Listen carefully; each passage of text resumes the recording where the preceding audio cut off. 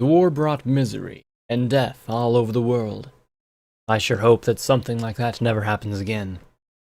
But from what I'm seeing, there's not much hope for ponykind. The doors to the Fluttershy Medical Center ER smashed violently inwards, battered aside by a ferocious cyan rainbow tornado wearing a shooty look all its own. Glory, her hide splattered and streaked with blood, stood in the doorway and bellowed with passion and assertiveness that would have done the original Rainbow Dash proud. "I am assuming control of these medical facilities!" The few ponies standing around the battered ER just stared in speechlessness, confusion at the sight of her backed by Lacuna and 4 power-armored Pegasi. I lay like a heap of blastedness across Lacuna's back, twisting as hard as I tried to alternate my gaze between the emergency room in front of me and the wagons that had hauled the injured all the way from chapel to the hospital. "Now, wait a minute," a brown earth pony began to say as he looked at his own balking security and the 2 beam turrets flanking his dozen ponies. "We're in charge here." 2 blinding flares of emerald magic streaked through the ER, and the 2 turrets exploded in a second. Glory hovered over him. "This is not a debate," she roared down into his face. "Get whoever medically trained ponies you can out here at once. Doctor, nurse, midwife, I don't care, but move!" Her impervious hoof pointed at a security ponies. "You 2, grab whatever bucket you can and start boiling water." Next, she pointed at 4 more ponies who looked on in wary bafflement. "You 4, grab buckets and detergent and scrub these tables as quick as you can. You have 2 minutes!" All the ponies in the emergency center just gaped at her before she shouted, "Move it!" And as if Celestia herself had returned, they moved. "Scotch tape, get on Blackjack's Pip-Buck and contact Megamart. We'll put whatever they want from what we stripped off the Harbingers. They can get Bonesaw and every healing potion and chem they've got together down here within 10 minutes. Then do the same with the Collegiate, and get them to send triage." Scotch tape lifted my remaining foreleg, removed it so she could use my Pip-Buck more easily and wouldn't damage me further by pulling off the leg, opened the panel and fiddled with the controls a bit. Glory turned to Lacuna as the filly began to talk. "We'll send Light Dancer and Boomer to Megamart with a cart. Will you have the magic to reach the Collegiate and bring things back?" "I will, even if I must imbibe the wastewater in the little filly's room," Lacuna promised solemnly, setting me on a bench where I had a clear view of the ER. "Good. Take my father up to the stasis pods before you go."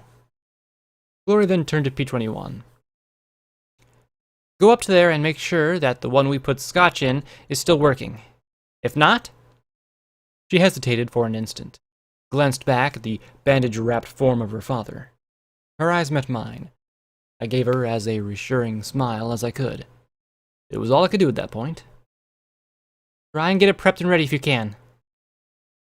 "Should be easier this time," the blue pony muttered, glancing at Scotch tape as she talked into the Pip-Buck. Then he ran off towards the stairs. Glory's hoof turned to bear on the few uninjured crusaders who had accompanied us from chapel. "You 4, scour this place from top to bottom. Every chem, healing potion, bandage, and bottle of alcohol you can find. Bring here, or into the operating room on the 10th floor. Understood?" "Bet I can find more than you," one shouted, turning the vital scavenger hunt into a game and hiding his fear as he did so. The Collegiate and Society ponies that staffed this little outpost staggered out from the side rooms where they'd been sleeping and were instantly drafted and assigned duties. When Archibald, the brown pony in charge, muttered something about caps and paying for this, Glory silenced him with a single stare and then pointed at the heaps of Mark's pony carbines and anti-machine rifles we'd taken from the Harbingers. "Are these tools of death payment enough for you to save lives?" "Yes, I suppose," he muttered. "Then move!" Glory bellowed. "I'll just wait over here and, watch," I muttered from my seat. In 5 minutes, 2 tables were scrubbed far cleaner than they'd been in centuries, and the first victims were brought in off the wagons. They'd been dragged back into Starhouse, the most wounded loaded last and taken off the wagons first. A few were probably harbingers, but that didn't matter right now. All that mattered was that they were mortally wounded.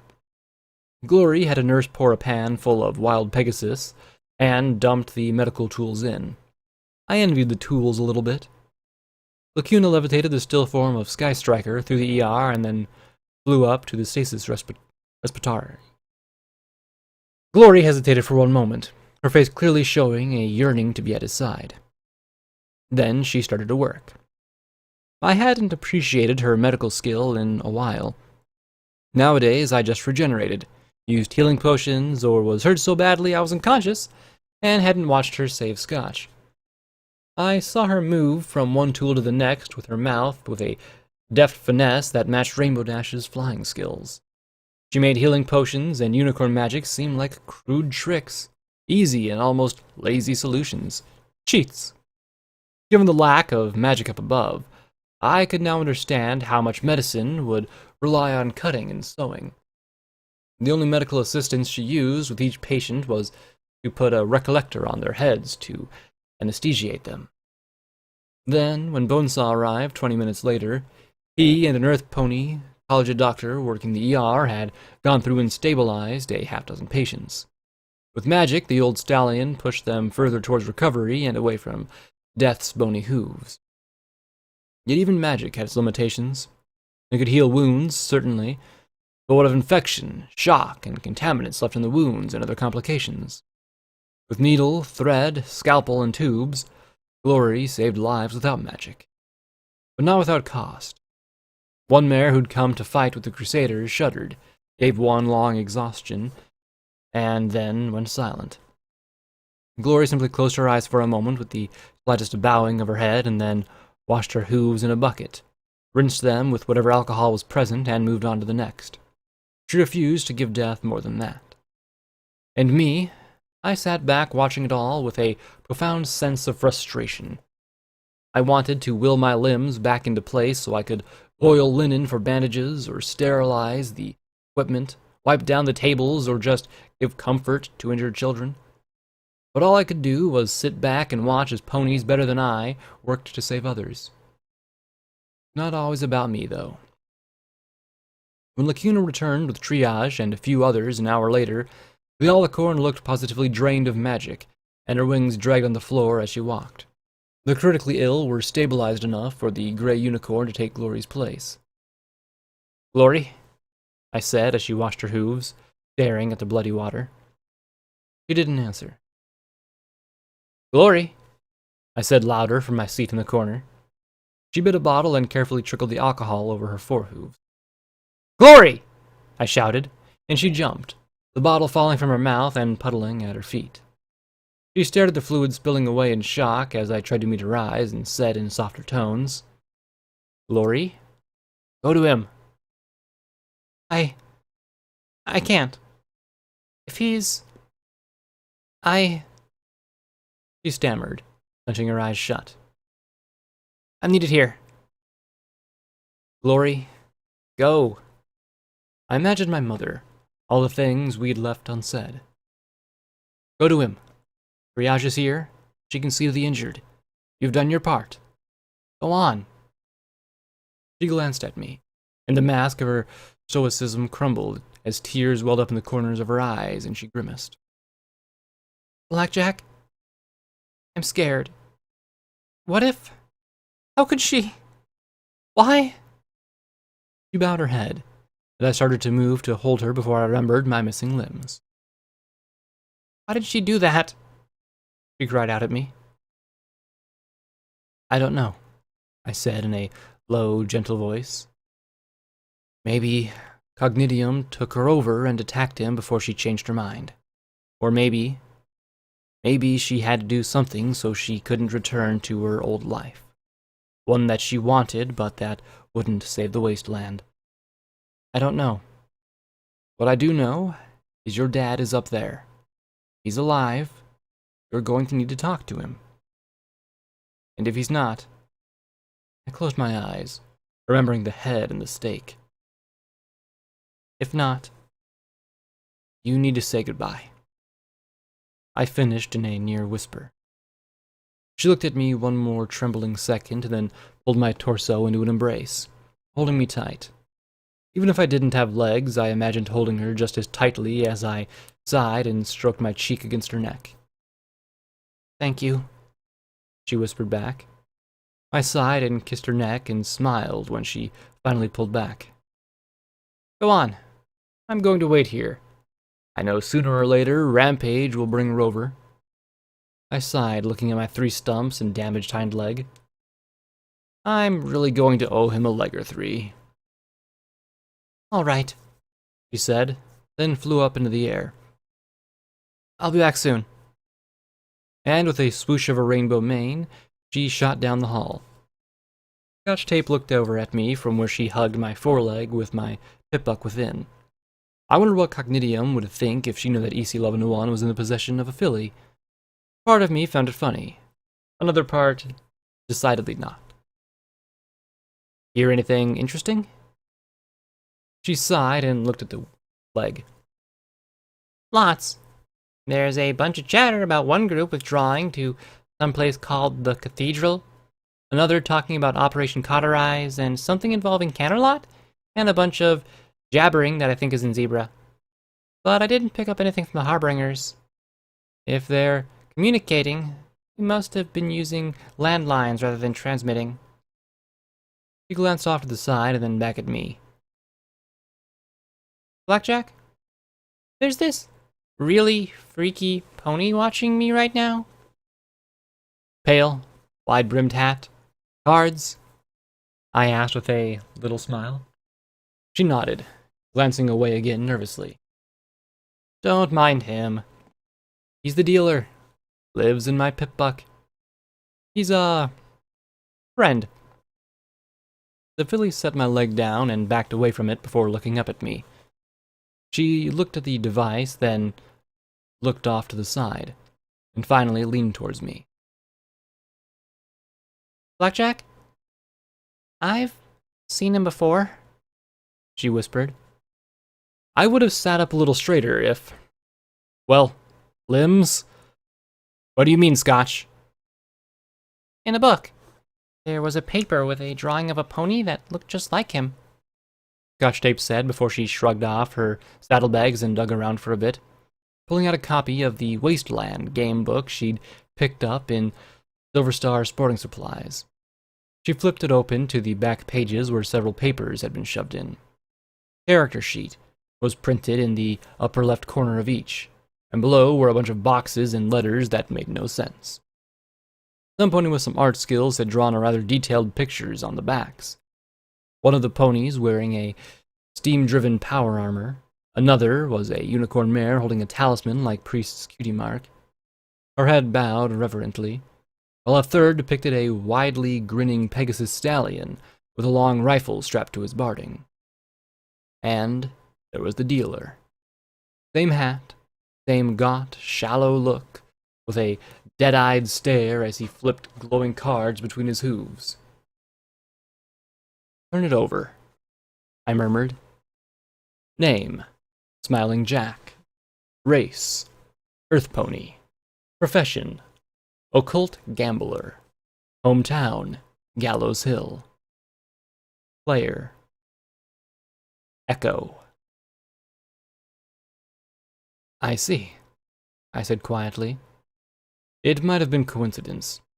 There may have been more than one pony with that name, but I surely wasn't sure that coincidences existed anymore. Dealer had worked for Golden Blood. Personal assistant. Dealer had also been a marauder. Every pony in that team had in some way been affected by tragedy, failure. Suddenly, the dealer's rants about responsibility took on new light. He'd seen his team drift apart after the death of Big Macintosh. Seen one turn into a criminal, another driven insane, the rest spread apart and broken. Doof, Psalm, Twist, Jetstream, Stonewing, Vanity, Apple Snack, Big Macintosh, Echo.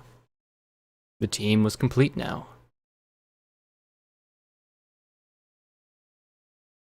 Dog think pony has problem, Rover said calmly as the old canine cupped his chin and narrowed his filmy eye. Now, what could it be, He sat on the large wooden crate he'd hauled in while Triage raided her surgical equipment. I broke my legs? I muttered, flushing as I lay there on the table. Now that the injured were more or less taken care of, there was time to deal with stupid mares who tore their legs off trying to rip open tanks with their bare hooves. Triage glanced at Rover and then at me. I don't know, the gray unicorn said, her lips twisting around her cigarette. Sprained ankle. I broke my legs, I repeated, huffing and rolling my eyes. Rover hummed as he rubbed his chin. Dog think dog may have clue, but dog is not sure. He looked at the smirking unicorn. Is something missing? No. I mean, how could that be? Triage said in mocked amazement, levitating my severed forelimb and cupping her own chin in imitation of the sand dog. Isn't she one of the strongest, toughest cyber ponies around? Dog certainly thought so, Rover replied sarcastically. Ponies certainly act like it. I admit it. I broke my legs, I yelled at the pair, who ignored me. Maybe it's not physiological, Triage offered. Rover feigned shock. Pony think problem is in pony's brain. Triage nodded soberly. I think it very well may be. Okay, I'm an idiot who broke my legs, I yelled at the pair. Happy? Triage jumped and stared at me, her eyes wide. Eureka! We've had a breakthrough. Rover crossed his arms, bowed his head a little, and nodded once. Yes, pony may be onto something, he said seriously. But how to fix it? I mean, we can't make her less of an idiot, Triage said soberly. Rover shook his head. No, dog is good, but dog not work miracles. I glared at the pair. I hate you both. The pair arched their eyebrows coolly, simultaneously, as they looked at me and then each other, and almost in unison gave each other matching smiles that I did not like at all. Dog has answer. If pony insists on doing things that ruin dog's hard work, dog will simply make her tougher. He looked at Triage and grinned. What pony think? Secure a pony? Triage's horn glowed, and I felt something released beneath my thigh. With a plop, my last leg came off. I think we should just jump straight to an Ultra Sentinel.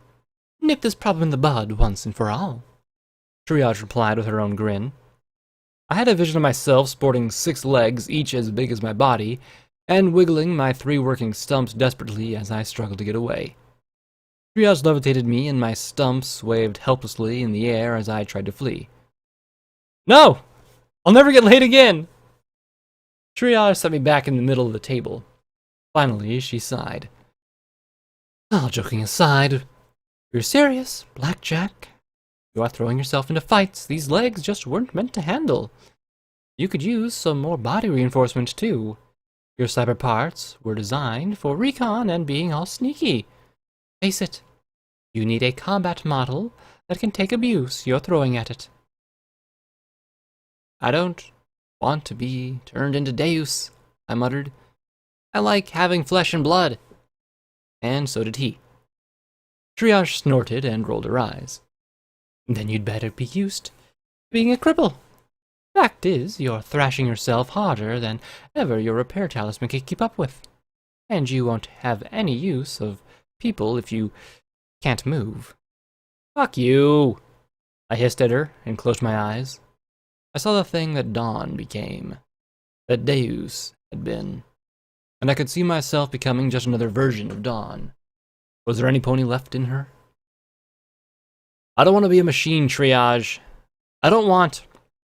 I began, then slammed the back of my head against the bed as hard as I could. Fuck! could almost imagine my mother looking at me from the ever after. It isn't always about you, Blackjack. I could hear P-21's soft words in my ears. I'd given my flesh and blood for others before. Now I just had to give a little bit more.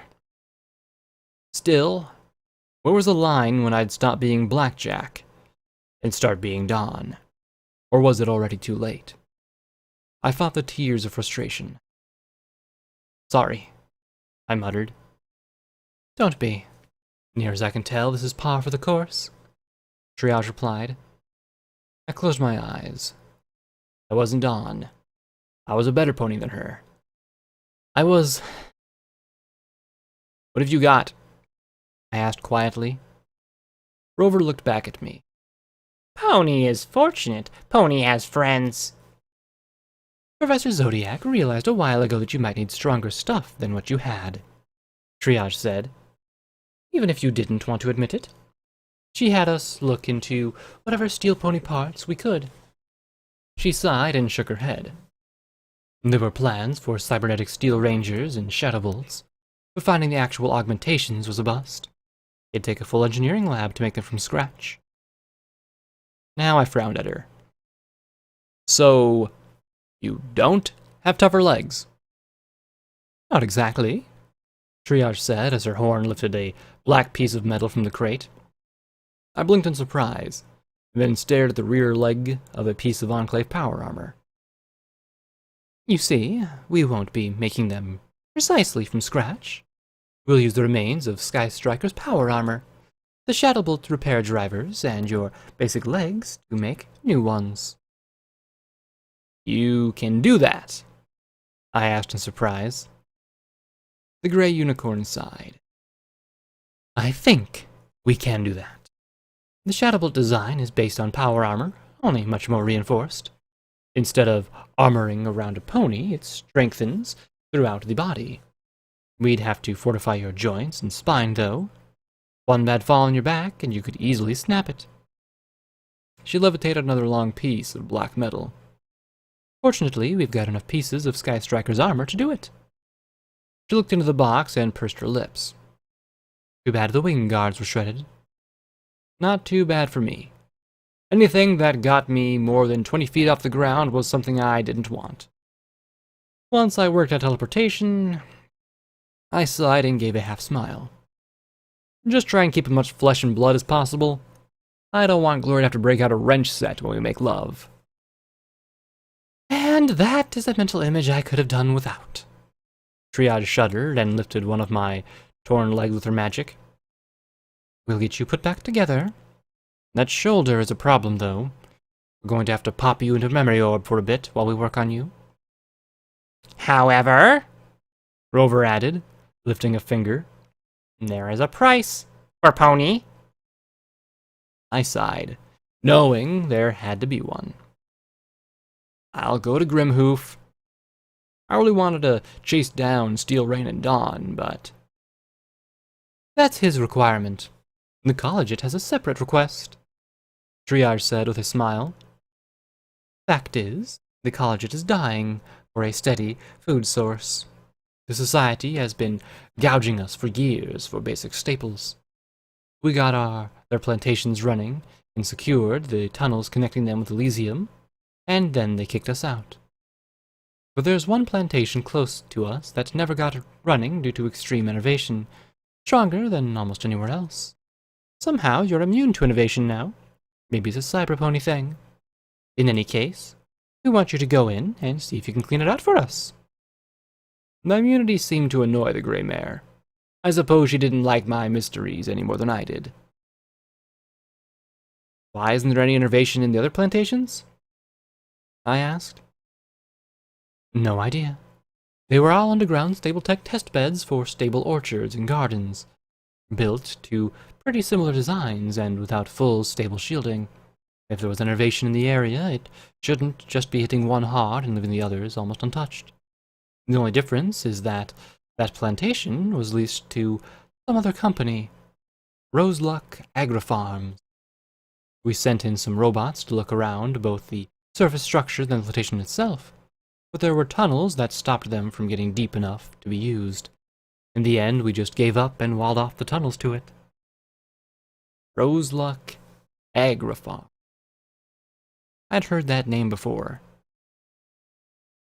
All right, I sighed in agreement. As soon as we're out of here, we'll travel there next. I felt galling, considering the other important things I needed to do, but I suppose that finding Steel Rain and Dawn could wait till I'd paid off my debt. Good, Rover nodded. It's nice having Pony that honors word. Triage opened her saddlebags and pulled out a number of strange talismans and other arcane science equipment. She levitated a memory orb and something particularly pointy. Hope you're ready for a long night. I closed my eyes and leaned back. It's already been a long night. She floated the orb over and touched it to my horn. The world refocused into the eyes of a white unicorn mare looking into a mirror. I started a bit at her unusual appearance. Her irises were rainbow bands, and her mane was a chaotic blending of prismatic colors. An elaborate curl of golden wire looped around her horn in a tiny ruby set into the tip, and matched her shimmering dress, which was decorated with thousands of tiny gems. A gap showed her cutie mark, a diamond radiating a spectra of light. She popped out a tube of lipstick, delicately applied a thin line of red, carefully tamped her lips, and then smiled. She closed her eyes, took a deep breath, and said, "All right, Diamond Flash, you can do this." She turned with a swish of her shimmery prismatic tail, trot out into the bathroom, and walked into a bedlam of great gathering of ponies.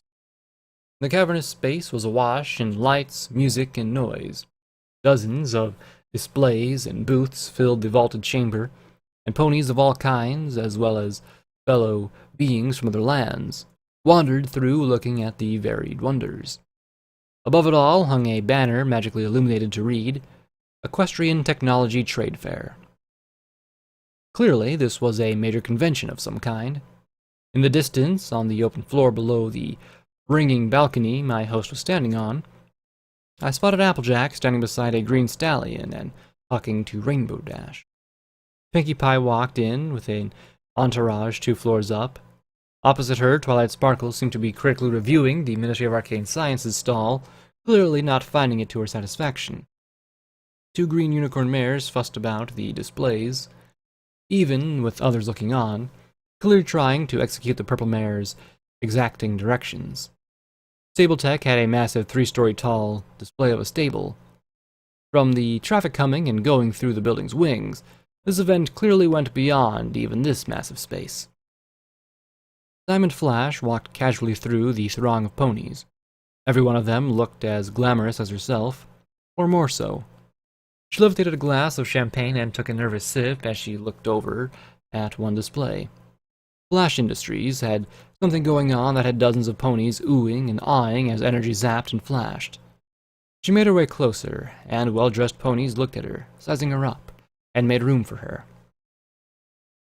Flash Industries, makers of magical energy weapons renowned across Equestria, now revealing the latest and greatest in shield matrix technology, boomed a speaker as the large diamond arose from the end of the platform. You all know Flash Industries' fine products, like the AEP-7, with a redesigned, refocusing crystal pattern, an improved photocentric focusing chamber, and selectable focus beams, wavelength, pulse energy, and refire rate. Well, now witness the next generation in energy products from Flash! A familiar boxy energy pistol rose on a frame on the other side of the platform. The diamond began to glow, and a hexagon of glowing panels materialized around it. Using only the finest Crystal Empire gems, the Flash Arcane Defense Emitter, or FADE, creates a shield spell impervious to normal weaponry. See for yourself the awesome power of Flash! The pistol began to fire crimson beams. the blast striking the rotating panels and making them glow brighter and brighter. What's that? Not enough flash for you? A beam rifle rose up beside it. Let's see if the Fade can handle the cutting-edge energy of the AER-12, now with improved platinum gem fittings. Even brighter crimson beams blasted away along with the pistol, and the shield remained in place. Oh my! Perhaps we need something even flashier? What about the Flash AET-3 Triforce? Boomed the speaker, and a third snub-nosed rifle raised up and began to blast 3 beams at a time along with the other 2 weapons. A few ponies in front backed away as the barrage of red beams struck the metal plates. I know what you're thinking. How can this be? But you haven't seen anything yet, folks. Because I know some of you must wonder, what if somehow your Fade becomes inoperable? Are you doomed? The speaker blared. Not at all! And then the diamond lowered back into the platform, while the magical field remained. Red energy flashed and glared off the magical plates, even with the gem gone. So long as your enemies keep firing, the Fade keeps going. Truly a wondrous innovation from Flash Industries. The weapon stopped firing, and 3 beautiful mares and 1 handsome stallion stepped forward from around the platform, handing out pamphlets about exciting products from Flash. Diamond Flash hung back, giving a sigh of relief. Marvelous display, a voice said from behind her, and she whirled, staring at a handsome young earth pony with a gorgeous unicorn at his side. A horse? Sweetie Belle? I mean... She fought to compose herself and smiled as casually as possible. I'm delighted you found it impressive. He smiled genially as he went on. Personally, though, I have to question demonstrating one product that renders your others obsolete. It does have a curious move. She swallowed. What? Should I wait for a competitor to snap up something out of the MAS? She gave her best dismissive toss of her mane. When you see the price tag for one Fade, you'll know I'll make a fortune either way.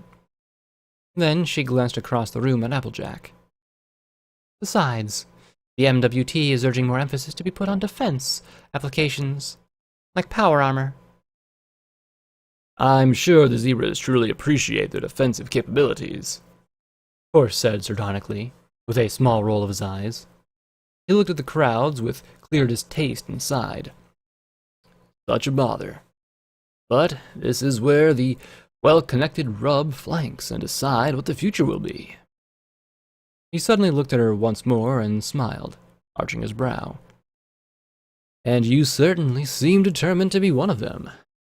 Look at you. Lowly MAS researcher to magical weapons dealer. Who would have guessed? I'm just trying to do what's best for my company. And for Equestria, she added, sounding as if she wasn't sure if Horse was mocking her or not. She glanced at Sweetie Belle, then frowned and shook her head, and looked down at the Stable-Tech display where Sweetie Belle was addressing a collection of ponies. Her eyes went from one to the other, mouth hanging open. I do love that look, Horse said with a chuckle. Is that a robot? She asked. The latest and finest, he chuckled. SweetieBot 2.0, he said with a wave of his hoof, and the robot actually blushed and lowered her eyes. She's not just for show, though. She's all for me. I just love seeing Stable-Tech squirm at the potential questions. He gazed down at the distant, real Sweetie Belle with a strange, hard look. I once asked her to marry me, but she declined, so I made one that wouldn't. Worked out for the best, I suppose. I'll say, Diamond Flash said as she looked around. I wonder if the princesses will show up. Horse rolled his eyes. Oh, I suppose Luna will make an appearance, Eventually, give some boring speech about innovation, how pleased she is at our inventions, and remind us all to win the war and then teleport back to Canterlot. Rah, rah, rah. He gave a dismissive yawn. I'd be far more interested if Celestia poked her horn outside her school, but she has even less inclination to be around weapons like these. He scanned the crowd and gave a savage little grin. Oh, look. There are cadavers here.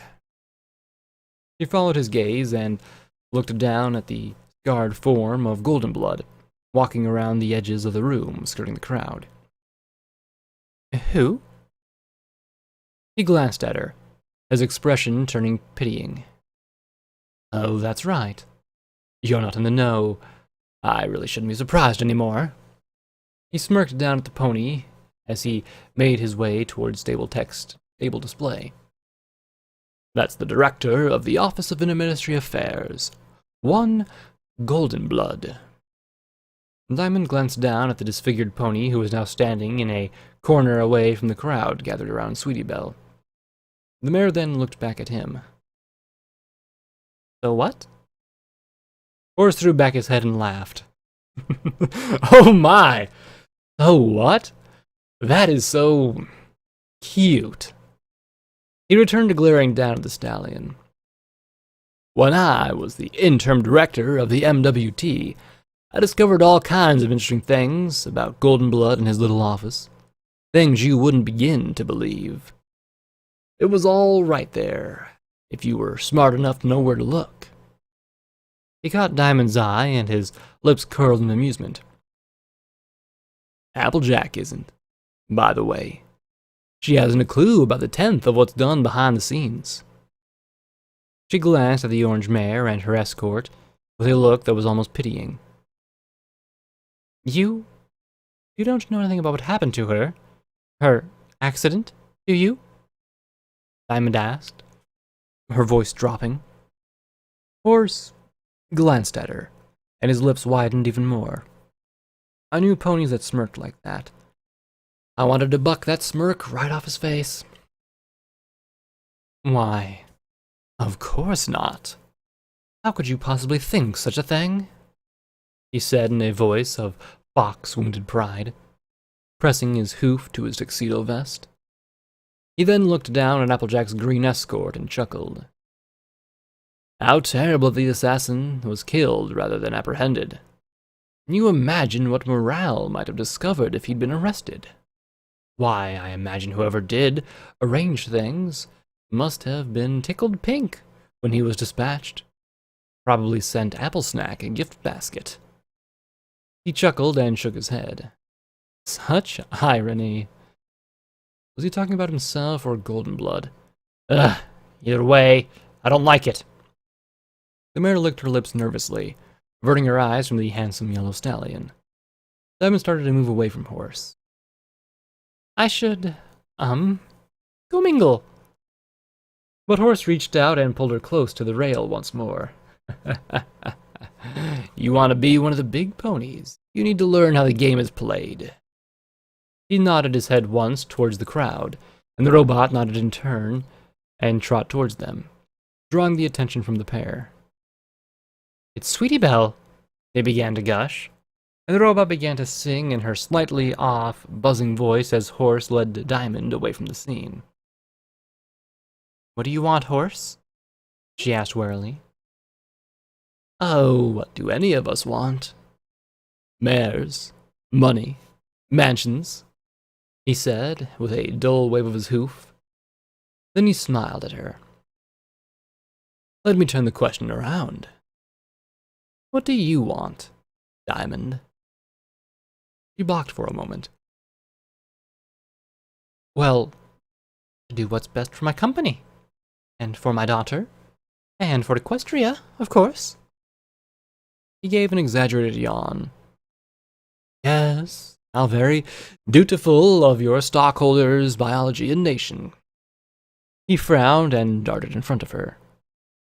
What is it you want? You really want? What horrible, selfish, ignoble desire hers inside your heart that drove you to release a magical talisman that makes all of your other weapons, perhaps the war itself, obsolete. Diamond stared into his powerful, charismatic brown eyes. Magic, she said in a near whisper. I was never very good at it. All I could do was manipulate light, and when that didn't lead to anything productive, I was reassigned to lighting the lab. I want to make magic. Powerful magic. As powerful as the princesses or Twilight Sparkle herself, she said in a voice of heated confession. A small triumphant smile crossed his face. Would you like the chance to do so? To make magic on an unimaginable scale? She hesitated for a moment, then nodded once. More than anything. Forrest chuckled and then tilted his head towards a small door. Let me show you something. He led her through the small access door and down a service hallway where cameras swept back and forth. He pulled out an odd card with a gemstone reflector on it and held it up as they approached the cameras. There was a beep and the red lights atop them went dark. He glanced at the incredulous mare and gave a wink. Eventually, they reached a small, nondescript office, and he tucked the card away. He walked into a large bookcase. Ah, oldie, but a goodie. Principles of Power. He reached out with one hoof and pulled out a small book. And Applications of Technology, he said as he tugged out another. There was a faint click, and the bookcase swung out. The classics never grow old. He pulled another gemmed card out of his tuxedo jacket and hung it in front of his mouth as the heavy door behind the books appeared. The symbol of the Ministry of Wartime Technology was emblazoned upon it, but I saw the tiny icon of the OIA in the corner of the door. A red lens popped out in the middle of the door and swept across Horse, Diamond, and the strange card he held up. The door opened with a hiss, and two huge sentries, perhaps the earliest Ultra Sentries, rolled forward from their access. 1A, 2-4, 4D, 3I, Horse said, casually, as he put the card away. Instantly, both robots turned their guns towards Diamond. She cried out, and he hastily added, "And one consultant." The robots beeped and returned to their alcoves. Touchy things at times, aren't they? What is this place? She asked nervously. Beyond the two robots was an elevator shaft and a platform lift. The Ministry of Wartime Technology, he said as he stepped into the lift. Down there. Well, that's the surprise. He smirked at her. You can still walk away, Flashy. Go back to making products and attending board meetings and chasing after quarterly benchmarks. As someone whose given name could easily be made into an ending of an IE, I knew there was only one response. She turned and stepped into the platform beside him. The lift gave a lurch and began to drop. Only green lights, spaced intermittently, gave any illumination as they descended into the earth below. Diamond paced nervously back and forth. Where are we going? Smooth concrete walls gave way to rough-hewn rock framed with girders. Down, he replied simply. There's a lot of down in Hoofington.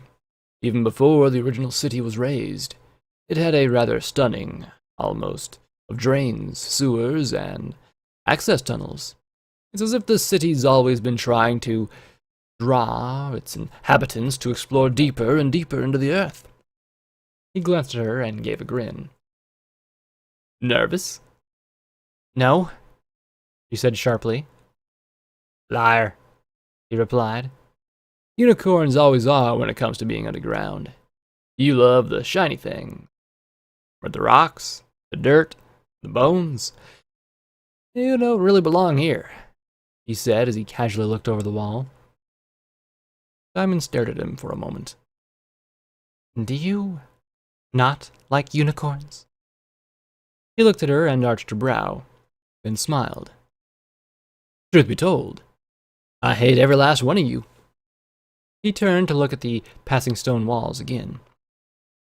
It's jealousy, really. You get to do magic. We can't.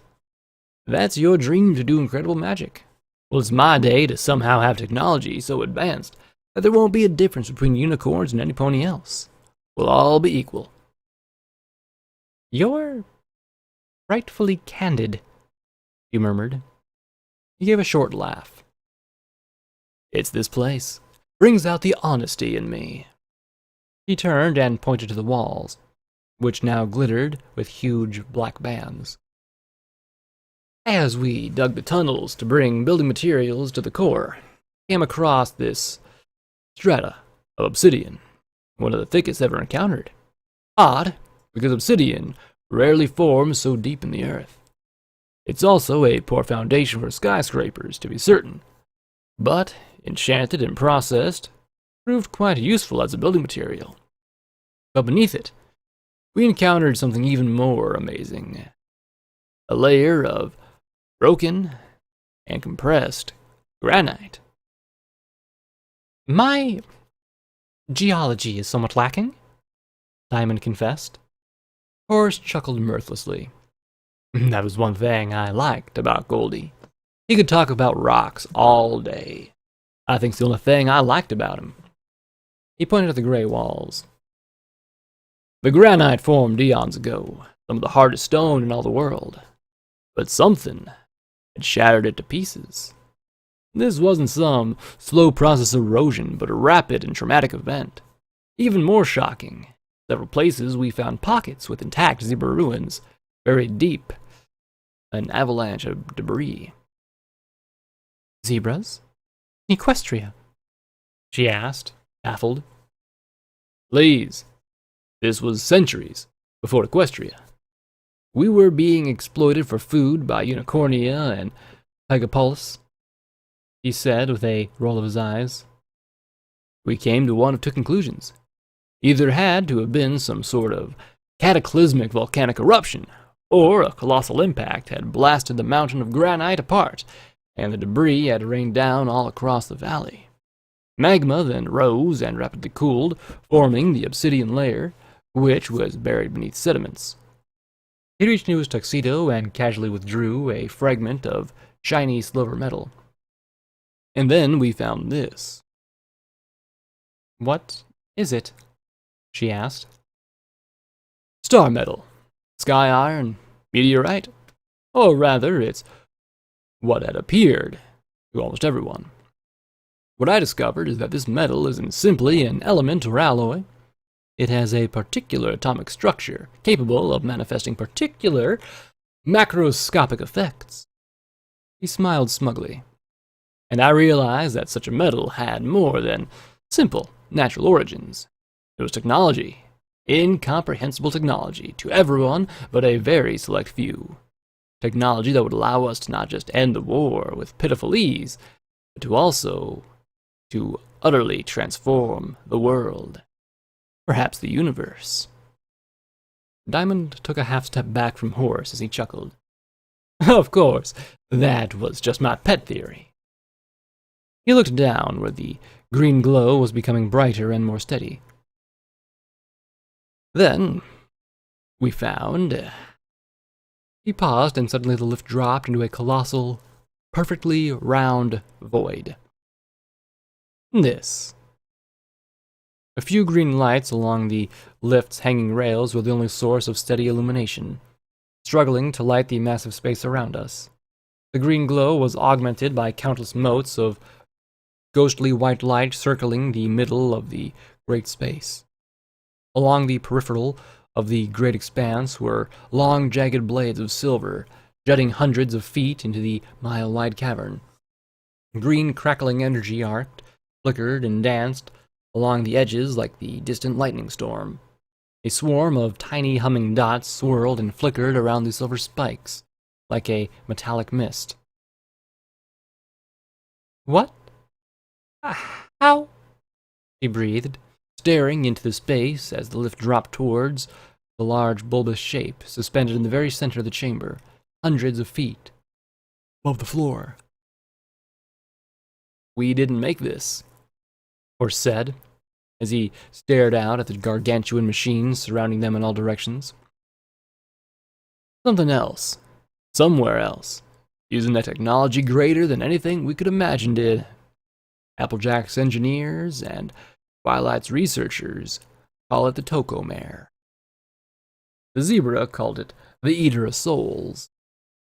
I call it the future of the equine race." She blinked and stared at him in shock. "How is this thing our future?"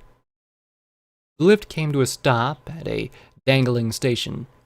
A ring of terminals flickered around pieces of equipment, and a half-dozen ponies walked around the devices.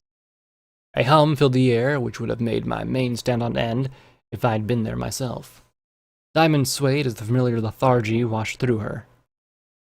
"And what's that screaming?" An odd, small yellow mare with a strange pointed eyes and black mane, pulled into a bun, trot up and passed her a small plastic canister on a plastic thong. "Here, take this," she said in an unfamiliar accent. "The only thing that we found that counters the ambient energy." Diamond put it around her neck, then breathed a sigh of relief. "Dr. Toko, leader of the Tocomare project." "You're from Nippon?" Diamond Flash asked in shock. "Indeed," she said with a smile, then gestured to the other ponies. "This is Bastille, from France." A stern-looking gray earth pony mare nodded once from her terminal. "Trotsky is from Stalingrad." A blue stallion with an impressive bushy beard trot up and kissed her hoof. "Hala from Saudi Arabia," she said as she gestured to a large yet surprisingly delicate pony. "Harmonica from the Crystal Empire." She indicated to a white mare who was sparkling. Okay, shiny ponies were as well. I drew the line. But that couldn't prepare me for the last member of the research team. "And this is Amati," Toko said as she pointed to the final member, a large and shrouded form. When indicated, he stepped forward and pulled back his hood, uncovering his long striped mane and lined features. He wasn't just striped, however. His face was covered with intricate tattoos that seemed to emphasize his stripes. Strange glyphs were tattooed upon his hide in sweeping, elaborate tribal marks. His yellow eyes focused upon Diamond, and he gave a small smile as if finding amusement in something. "Zebra? What? How?" She swallowed, her mouth working silently for a moment. "I thought Zebra had been... There are certain elements with the government which can overlook the current political climate. Besides, my tribe is loathed far more than a pony you could be by zebra kind," he said fluidly with an easy smile. "The chance to be part of this is more than I could dream," he said with a wave of his hoof, then looked back at her and gave a little nod of confession to her. "But it is much to take in, I understand." She swallowed and turned to Horse. "What? Am I here?" Toko gestured at the immense metal spires jutting out at them as she said, "The Tocomare is an alien device of unprecedented power and potential. But while some member of a team may have more outlandish theories about its potential..." Toko glanced at Amati, who chuckled with a rueful bow of his head. "Our goal is simple. Unlimited electricity for the entire world." "To end all wars," Amati said with a nod. "With this device, the resource struggle will end, and both zebra and pony kind will have peace. All people will. Stars willing, of course." Maybe it was just me, but there was something about the way he said that which made me wish my spine would crawl. Yes, using an imaginable advanced source of technology to illuminate our light bulbs. How thrilling, Horse said in a voice dripping with sarcasm. Diamond looked from one to the next. I don't understand. What can I do? I think it'll be easier to just show her, Toko said as she trotted to a control panel and began to push buttons. Everyone started donning green-lensed goggles that hung around their necks, and Amadi passed a set to Diamond. Instantly, everything was awash in emerald hues. Harmonica? Toko asked as the other smart ponies went to work. The shimmery mare began to manipulate intricately carved crystal rods in another panel. The ulva is positioned right in the middle of the void. Any closer, and the radiation could discharge and be hazardous. 4 long crystals slid out of the dangling platform towards the sparkling wall. Above us, 4 long metal arms that had rested along the rifts slowly swung down and struck far into the void, bright golden wands glimmering at the tips. Extra duty magic lightning rods? Diamond asked with a small smile. Flash Industries' finest. Horse chuckled as he worked his controls. Instantly, the distant dark motes swept like a dust storm towards the platform, tiny metal orbs fluttering in a swarm around the platform, then swooped into large drums along the elevator above, making them hum like massive beehives. Mega sprites. Something that never was converted for market use, but very useful in hazardous environments like this. When the last flying machine returned to the canister, he waved at Toko. Ready here. We are at full extension, Trotsky said from his terminal. Shall we go for 100th? Sure. Give the system a workout, Harmonica said. Amadi bowed his head. Ashur, Dragon, Nemtar, share us your wrath, and grant the daring a fraction of your power. Shall we pray to the boogie buck and the headless horseman while we're at it? Horse drawled with a roll of his eyes. The zebra scowled. Perhaps when your people suffer terribly from a power before your imaginations, you will have greater respect for them. The yellow stallion rolled his eyes once again. And I'm sure once it comes, it'll be a miracle for the ages. Shall we? Only 100th, Toko warned. Ear protection, now! Every pony present quickly donned strange crystal-studded earmuffs. The hum began to fill the air as the 4 crystal wands began to resonate. The spines filled the air with an ominous counterpoint to the strange sound. Tuning into the frequency, Harmonica shouted, the shiny mare barely audible as she turned a knob with her hooves. Swirling motes of light began to whirl around the dangling platform energetically. Any second now. You ready? She said with the humming crystals as they hit a sweet note. The flickering green lighting along the silver protrusions disappeared. Then the crystal's note was drowned out by a single, brutal tone blasted from every direction that made Diamond scream and fall to the platform. Thunder boomed all around her as she looked up to see dozens of streamers of lightning ripping through the space and striking the spires. The lightning ran like water along thick cables, stretched along the sides of the metal supporting the platform. The storm lasted for a few seconds, then disappeared. Diamond coughed at the acidic reach in the air. She looked up at the 4 lightning rods, then gaped at their absence. 4 drooping, half-slagged spurs sat in their place. Horse whooped. Look at that! All the outputs are maxed. Again. Diamond trembled as she pulled off the earmuffs. I've never seen that happen to any of our heavy-duty lightning rods. That was 100th full power?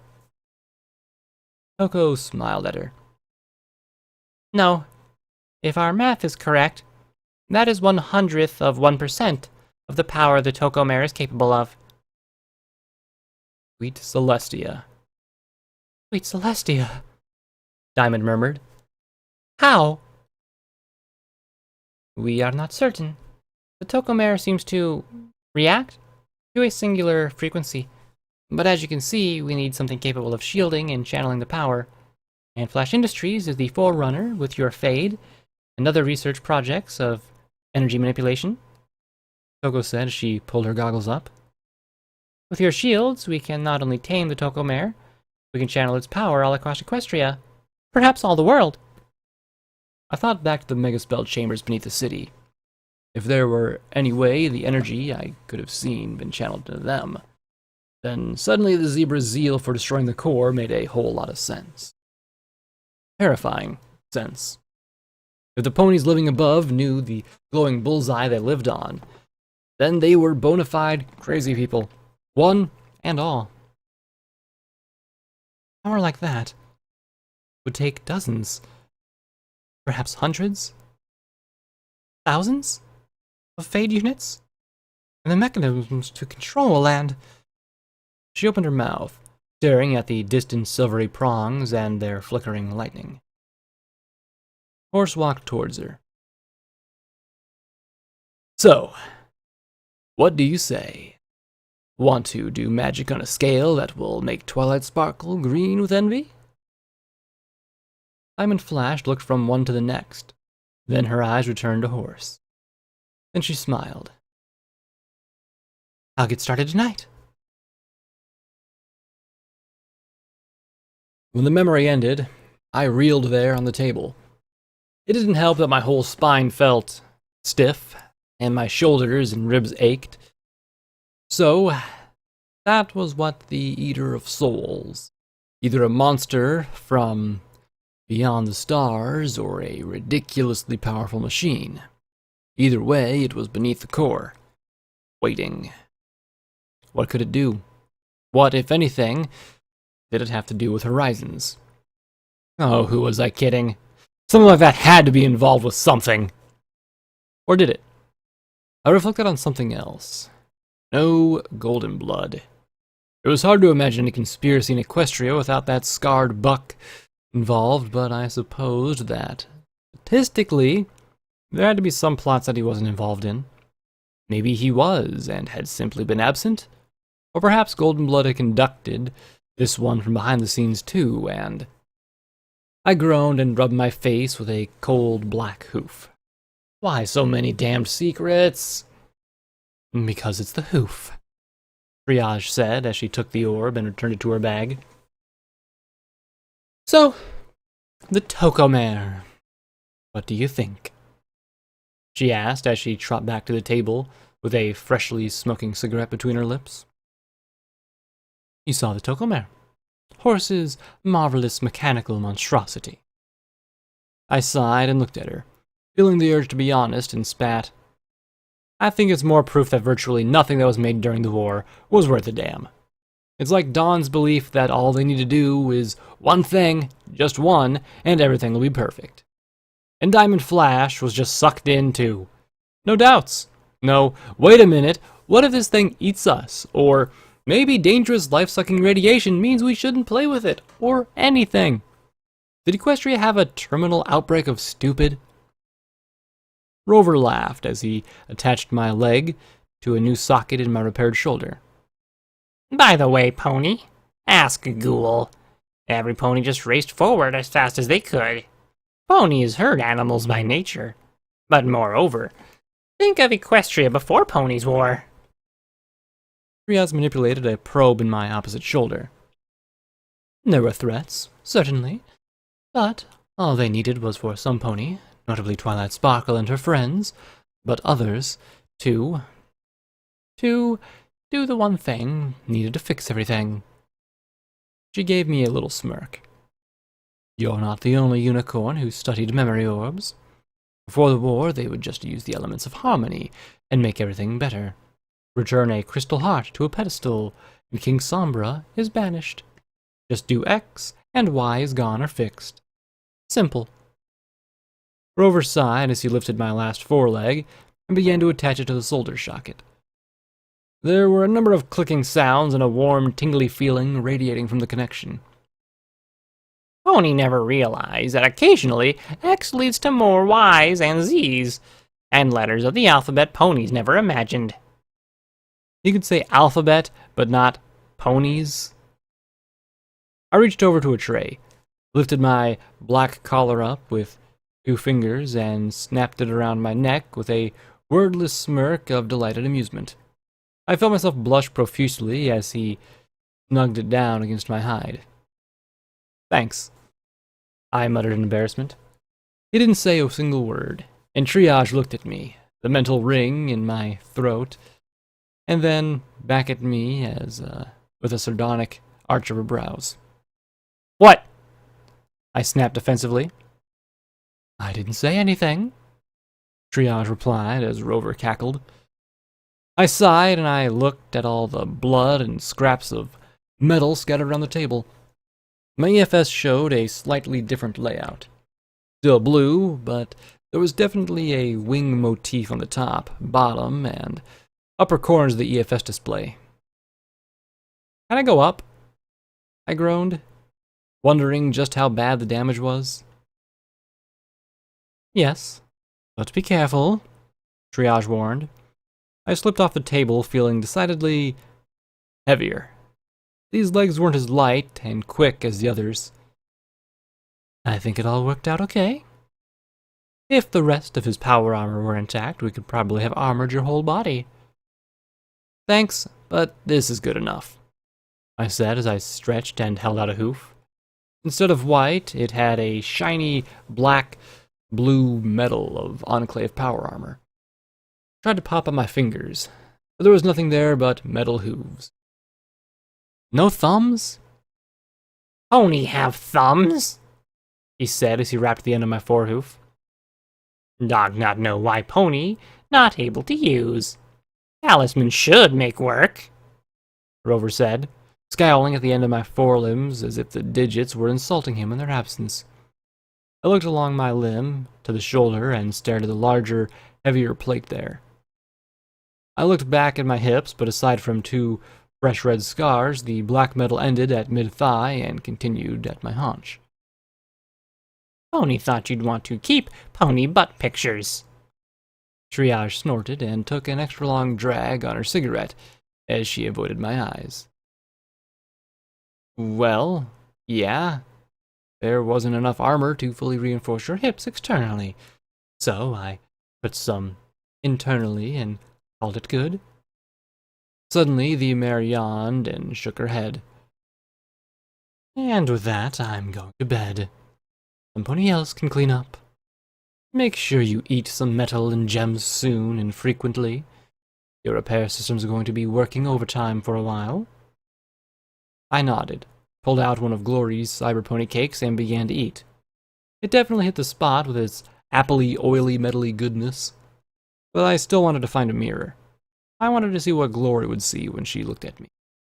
Did I still look like Blackjack, or was I something else? What is Pony eating? Rover asked curiously as he sniffed at it.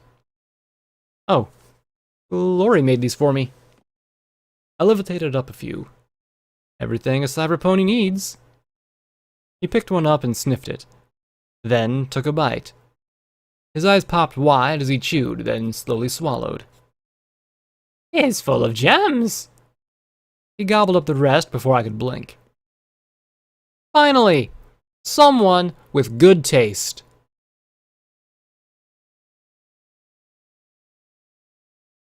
There was a large mirror in a recovery room down the hall, and I summoned up my courage and a light spell. Not Dawn, not Deus, I muttered before I took a good look in the mirror. Okay, it wasn't as bad as I expected. I looked like I'd put on half a suit of Enclave power armor and had neglected to put on the rest. Aside from my legs, there was a large shield-shaped piece of metal across my chest that connected to my shoulders. An articulated ridge of black metal followed my spine down to my tail. My sides were still bare, On one hoof, a tactical vulnerability, and on the other hoof, a wonderful reminder that I was at least partially flesh and blood. The ridge narrowed when it got to my mane, and became two thinner strips, with my mane in the middle, running to just behind my ears. Blackjack? Glory said from behind me, and I froze. Slowly, I turned to face her. Her rose eyes followed the metal along my back to my flanks and then down to my legs before looking me in the eyes. She looked absolutely exhausted. Then she gave a little half-smile. Wow. Triage and Rover were tired of me breaking myself, so... Upgrades! Fun!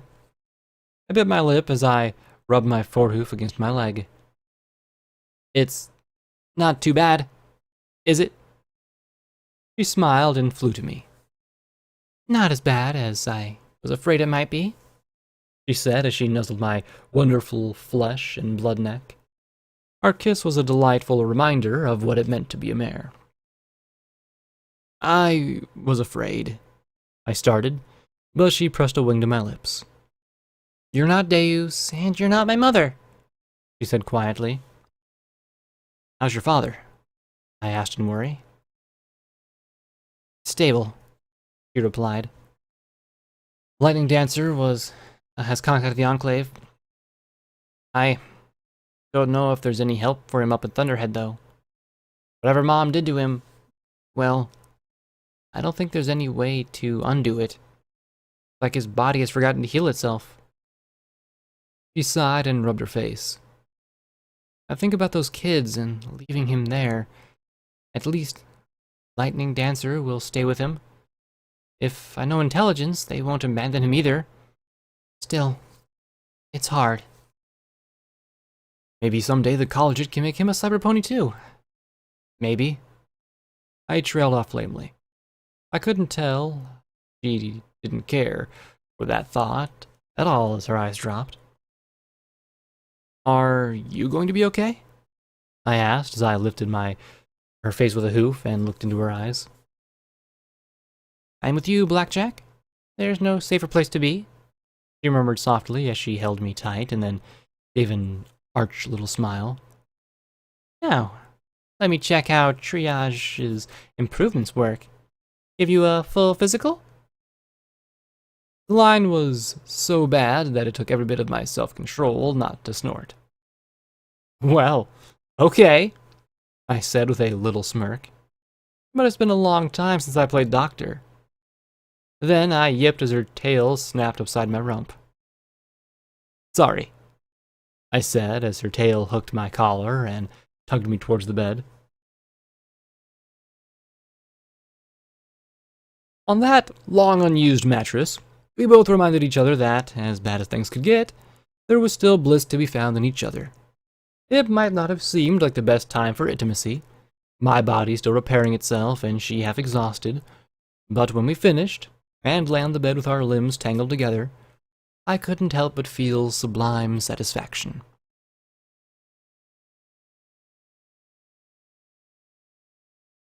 Chapel, forlorn and lost, seemed somehow smaller and lonelier in the rain, with so many crusaders inside the buildings or at the hospital. Yet, even after the fight, some colts and fillies remained in the watchtower and kept an eye on the hills around the village. They observed with interest as the wagon, levitated by Lacuna, sat down in the middle of the square, and I, P-21, scotch-taped Charity, and 2 or 3 less injured children climbed out. Glory and the Navarro Enclave flew after us. I wasn't going to leave them with her back at the hospital.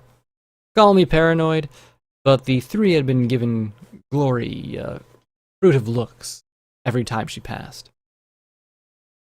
We gotta get them Harbingers, Scotch Tape murmured sleepily as P-21 tugged her across his back. Rampage stalked out of the shadows beside the post office, and a second later the purple-scaled Precious emerged as well. Her slitted green eyes stared back at my new black metal editions with a freak to another. You can get the Harbingers after we get some more sleep, P-21 said, then put his floppy hat on Scotch's head. Glory gave a yawn and stretched, her blue wingtips trembling. She gave me a tired smile and nuzzled my chin one more time before staggering off with him. Twister watched her go, looking at me, and muttered something about catching some sleep as she and her comrades skulked off in the opposite direction. Any trouble? I asked Rampage and the Dragon Filly. My vision was showing warnings about low power. Apparently, my augmentations needed more power than the old ones, or my healing and repair talismans were working overtime. A few scavengers tried to snatch some gear the Harbingers left behind. We ran 'em off, Rampage said as she gestured up at the manor. No sign of the Harbingers, though. Or the tank. You'd think a tank would be easier to find, Charity muttered. Still, I'll be glad if it never shows up again. I need some more gems, I muttered, trying to refrain from rubbing my sore neck. It wasn't muscles that ached. My eyes turned towards Starhouse. Did I have any gems left? I needed one of Glory's Cyberpony cakes. If only Rover hadn't scarfed them all. I've got some gems, Charity said as she limped towards the post office. Apparently shrapnel wounds made the filly a little more generous. You mean my gems? Precious hissed as she narrowed her eyes. But she balked when Charity, despite her bandages, whirled on the scaled pony with a furious glare. The dragon filly shrank back and quickly amended. I mean, the gems I sleep on. You can spare a few, the filly grumbled. Besides, it never hurts to keep Blackjack in a little bit of debt to us in case we need her to fight off another tank.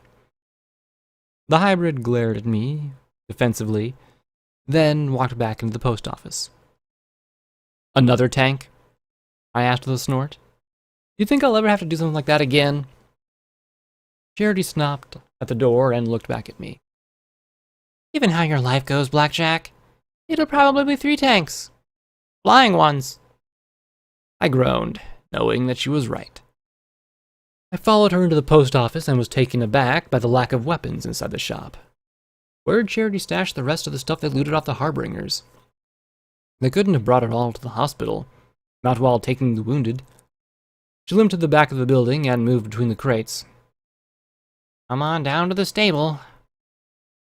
Wait. Stable? I frowned and squeezed my way between the boxes and bureaus that held the majority of the village's property, and towards the back where there was, I now saw, stairs leading down. No way.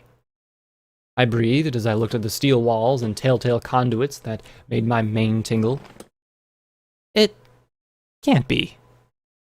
I trot down after the pair, the black metal hooves clanging far more loudly than my white ones had, and stopped short at the sight of a huge round door set in a concrete wall. 94 was printed on faded letters. You have a stable down here? Right, which is why we live on the surface where we can get shelled, Charity said flatly as she trotted over to the control panel beside the door. A moment later, the lights above the door began to flash as a klaxon sounded. With a screech and a grind, the door rolled open. Welcome to Stable 94, the smallest stable in the wasteland, Charity said as she stepped through the door. Peeking inside, I saw that she was immediately right. This wasn't a stable entry like in 99. The walls seemed even thicker than usual and opened up into a large space that was maybe 20 feet high, 40 feet wide, and 60 feet deep. There weren't any offshoots or other hallways in here. The entire stable was just this one singular room. Everywhere I turned, there were boxes of valuable salvage, ranging from trinkets to weapons to ammo to bottle caps. I recognized quite a few fancy dresses from the manor, and several plastic barrels full of bottle caps, bits, and other wealth. I used to joke that Charity would own every cap in the wasteland, but to actually see it... Charity limped over to a bed in the corner of the chamber, a desk with a terminal next to it. Nearby sat a heap of gemstones. Precious climbed atop the pile and began to sullenly flick rubies towards me. You can have these. I don't like the flavor, she said sulkily as she curled up on the heap. I levitated a dozen into my saddlebags, then lifted one into my mouth and started to suck on it, frowning at the yellow filly. When my systems had a bit more charge, I looked around at all this stuff, and then back at Charity and arched her brow. She bristled a little. What? Nothing. Just didn't have any clue you were this loaded, I said as I looked at all the treasure. It makes me wonder why you fought at all instead of just holing up in here. Maybe because we're not stupid, she retorted scornfully. Maybe we know that all some pony would have to do is sit up there and starve us out if they really wanted us dead. Or maybe it's because I really don't want the adults up there to have any clue just how much stuff is down here for them to snag. Or maybe, after seeing Priest die and being shot in the gut, I wanted to show the wasteland that we're a bunch of kids that wouldn't be fucked with. Or all the above, she said grimly. I sat and raised a hoof. Okay, fair enough. But what is this place? Is it a stable or not? Charity gestured at the terminal beside the bed. I think it was supposed to be, but there was something going on with stable tech. You can read it yourself. I trod over, hit a few keys, and was glad to see that there weren't any annoying passwords. Most of the terminal was meaningless gobbledygook. There were a series of logs that piqued my interest. S. We've run interference with image and morale again. Please try a little more circumspect if you can. The story that the material for Stable 24 is for a satirical, iconic, postmodern performance piece. P&P are keeping PP occupied with infiltrators in Manhattan. Hopefully she won't get the twitchy tail on you again. Give my love to AB. E. P.S. Try and remember identification protocols. S. It's the whole plausible deniability thing that keeps PP off our butts. Thanks. Stable 24. I wasn't familiar with it. It looked like it was fun with coded words time, again. Given that it was stable tech, I guessed that S stood for Scootaloo, AB for Apple Bloom, PP simply had to be Pinkie Pie. I couldn't guess who the others were. GB. What the hay is going on in there? We agreed to let your office scrap one stable. One. Now you're taking materials from other projects? AB might not have a clue about how to read a spreadsheet, but I had to talk her out of doing hooves on inspection of 90. Our deal was to cover your flank. I look the other way from time to time. If you start snagging entire stables, though, owners are going to notice. S. Those two letters made me bare my teeth. The hiss of my breath drawing both Philly's glances. Of course he'd be involved. He was fucking involved with everything. Now I thought back to the gutted stable in the south. No wonder it'd been incomplete. The materials had been used on something else. Horizons, Redoubt, maybe Gardens, too. Where else had Goldenblood gotten a Crusader mainframe for Twilight without no pony knowing about it? S. I don't know precisely what you're doing with your stables, and frankly, I don't care. L was not keeping and keen on allowing stables in the first place, as they suggested Equestria would lose the war. I do know that if what you are doing becomes public knowledge, stable tech will be finished. I also know that no corporation in Equestria has the resources that stable tech does. Nepotism can be quite useful. What are 2 or 3 stables lost when you get to keep the rest? Be practical. GB. Of course, I muttered as I read the next and then shook my head. Blackmail and sneaky tricks followed him around like a fart. How could Luna, whom I assumed was L, ever have trusted him? There were a few more that seemed largely inconsequential. AB. Hey Bloom, I was digging through some of the MWT StableTech files, and looky what I found. Mind transfer to a computer. Sexy. Bloom. Really? Sexy? You've been holding out. I saw what you are cooking on 29, 33, and 94. Hope you don't mind if I snag the designs. ROFL. This has got some real possibilities if we can reverse it. Play around a bit. H. P.S. You should check out my sweetie bot. Horse and mind transfer. I frowned as I thought back to the Tocomare, an immense machine of terrifying potential. And Horse had his hooves on some sort of technology that could connect a mind to it. Why did I feel so wrong on so many different levels? H. I heard all about the Crusader you tried to make. Look forward to reading your lobotomy when you fail to upload yourself to it. AB. P.S. SB hopes you get tetanitis. There were a few dozen other correspondences in the terminal, none of which made much sense to me. Then I found one last one. Your Majesty, what is Project Horizons? That's what I'd like to know!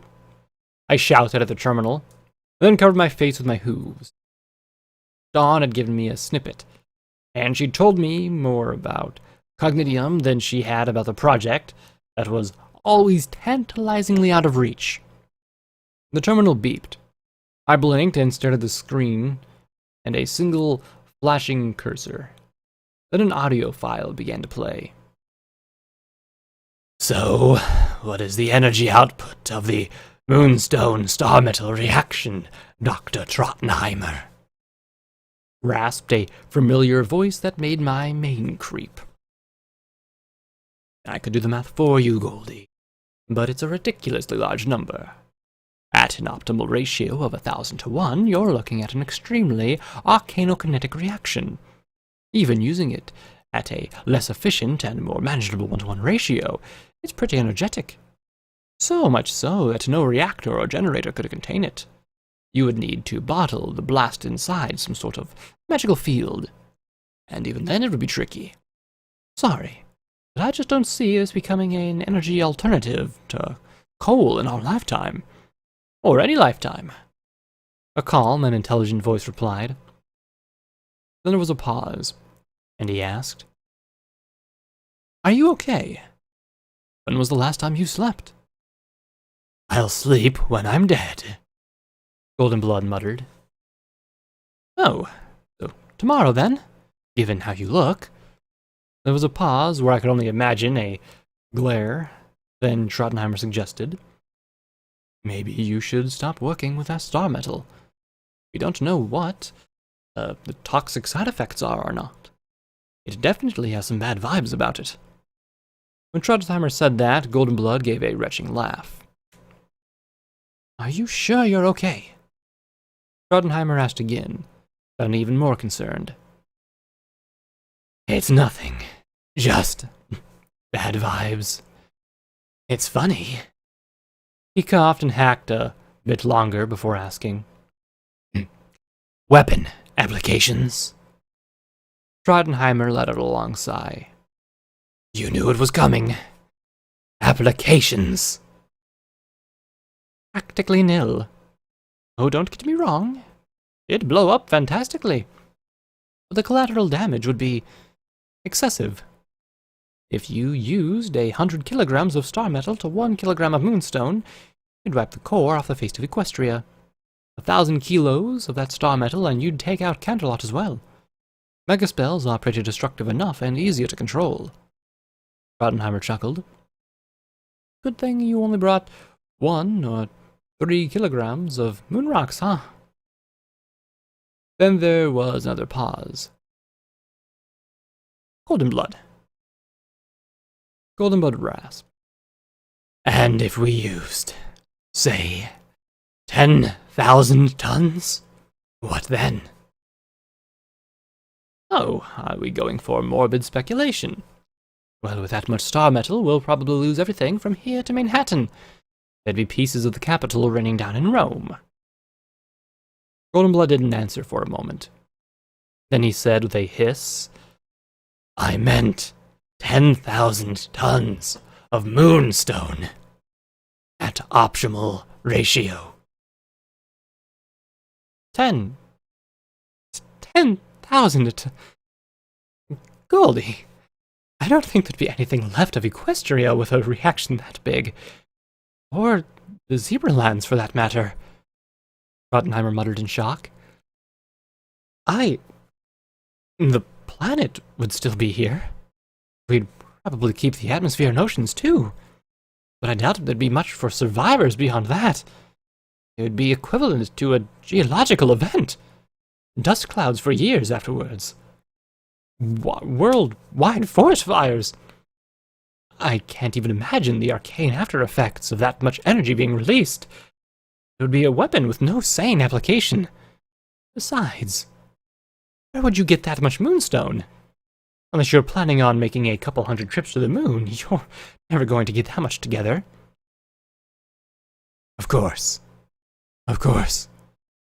It was just a thought, Goldenblood muttered. Don't have those thoughts. It scares me when you have thoughts like that, Trottenheimer said, and then sighed. You know what? You need to get out to the lab more. Unite, know your metals, but trust me, the less you work with star metal, the better. Stuff gives me the heebie-jeebies. Give me mega spells any day, Trottenheimer laughed, though it was a little strained. There was silence for another moment. Then Goldenblood rasped, You're a good pony, Trottenheimer. No, I'm not. I make spells that kill thousands. Hundreds of thousands. Indiscriminately. But you know what's sad? We don't know how many have died of this war. When we add up pony losses, zebra losses, third-party and neutral casualties, it's already in the millions. You've seen no ponies land around the edges of Hoofington. This war will bleed us dry. If the threat of the megaspells were designed for Starfall can staunch that flow, it'll be worth it. And if they're used and kill everyone? Goldenblood asked in a harsh whisper. Trottenheimer was silent for a moment, then said in a voice of resignation, Well, that's one way to end a war. The recording ended, and the two young ponies stared at me. What the heck was that, Blackjack? I never heard that recording before, Charity said as she gasped at the terminal. I just sat there, numb. Moonstone and star metal make catastrophic explosions. I'd seen that myself, but I'd never imagined just how big they could be. More than any megaspell or balefire bomb. If he had enough of both, he could destroy all of Equestria. All of the world. I felt numb as I contemplated it. Did Horizons have something to do with that? If I'd been capable of hyperventilating, I'd have been passing out right about now. Because I had no difficulty imagining that Goldenblood could. That he might. But did he? Where would you get that much moonstone? I stood and carefully looked around the corners of the room. There. My eyes landed on a corner camera. I stared into its lens. A tiny red light inside the optics. As it focused on me. Who was on the other side of that camera? Cognitium? Horse? Dawn? Who was playing these games with me? Was there any kind of arcane science equipment in here? I asked as I stared at the camera. No, it's always been empty, Jared replied as she stared at me in confusion, like she'd never seen me before. There used to be cables and things sticking out of the floor, though. Maybe something got taken out a long time ago. something involving a way to copy a mind into a machine. Thanks, Charity. I'm glad you showed me this. Charity flushed. Thanks. Just don't talk about it, please? We're a target enough because folks think we're weak. I don't want them to know just how much salvage we've collected over the years, especially from the manor. I'd have a huge bounty placed on my head. I knew exactly what she was talking about. Then Rampage shouted down the stairs. Enemy spotted! It's back! The tank is back! Deus, I muttered, and raced to the door. Had he reverted and decided to wipe Chapel off the face of the Equestria? Or was he here for some other purpose? I ran into Rampage at the top, the striped filly stepping aside as I made a beeline towards the exit. What's he doing, Rampage? I wasn't hearing explosions. That had to be a good sign, right? It's not rampaging yet, Lieutenant. Hostile was spotted to the northwest, half a click away, she said as she followed me. No sign of other hostiles yet, but they've got to be out there. The enemy wouldn't leave armor unsupported. Do you want me to recon and see if I can find them, Vanity? Wait, what? I paused and looked back at her, and the furious look in her eyes. On her flank, the 2 candy canes forming a heart were foremost in the slough that was her cutie mark. I swallowed. Twist could disappear at any moment. Just noticing she was in the body of an older filly might, do it. She seemed to think I was Vanity. Maybe... One moment, Sergeant. Are you mentally clear and focused for combat? I have to be quick and careful. I had 2 highly unstable marauders to deal with. She hissed in her anger. Damn it, Vanity. I'm fine. I don't need your freaky unicorn magic messing with my head. I'm not Jetstream. I can deal with it. Her face twisted with aggravation. I might not have been a morale officer, but I could tell she was close to snapping. I considered her coolly. I'm not sure I can take that risk, Twisk. Let me put them in a memory orb for you. You can hold on to it until after the battle. I won't take it. Please don't notice that I was half metal or a mare or that my mane was the wrong color. Please don't make me bench you this battle for psych. I told you! I'm over what that bastard did to me. Peppermint and I. She snapped, then grit her teeth as she stared into my eyes. See me as Vanity. I'm your friend. I want to help. I thought as I returned her gaze. Twist's jaw trembled as it clenched and a tear ran down her cheek. Then she spat. Fine. Just be quick about it. I want to be back after we deal with that tank. I'm not turning into Jetstream. No arguments there. I pulled an empty memory orb from my saddlebags and touched my horn to her brow. According to Triage's notes, the trick was to gather a memory, was not to drive right into the middle of it, like I had with Shuja. Rather, it was like collecting a cloud of flickering images.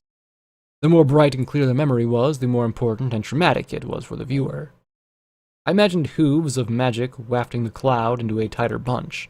I saw vague images of Shuja, Twist, and Rampage all swirling together. What to get? I couldn't copy it all. There'd been a name that Shuja had mentioned, though. Peppermint. I muttered, and watched as a portion of her mind bloomed with images. What about? Vanity? She muttered weakly. Wait. You're not. I saw her mind become erratic, and, with as much skill as I could muster, I gathered up that glowing section and pulled them with the others. I didn't have time to look through. From how bright and sharp the flickering images were, I could only guess they were important to Twist. Hopefully they'd be important to Rampage, too. The glowing cloud emerged from Rampage's forehead like a little glowing cloud coming out of somebody's forehead. I lifted a blank memory orb with my magic and touched the cloud to it. With a small flash, the nimbus disappeared into the orb. Rampage swayed, then shook her head. Blackjack. What's going on? The tank's back, I replied as I held up the orb. And I think I got something for you to see later. Something that'll help. Something. She blinked at the orb, her pink eyes shifting back to me. Are you sure? I mean, knowing about Shuja was cool, but... It's from Twist, I said with a small smile. The name gave the filly a haunted look. She'd been the last to receive the Phoenix Talisman. I could understand her feelings. Why don't you look at it?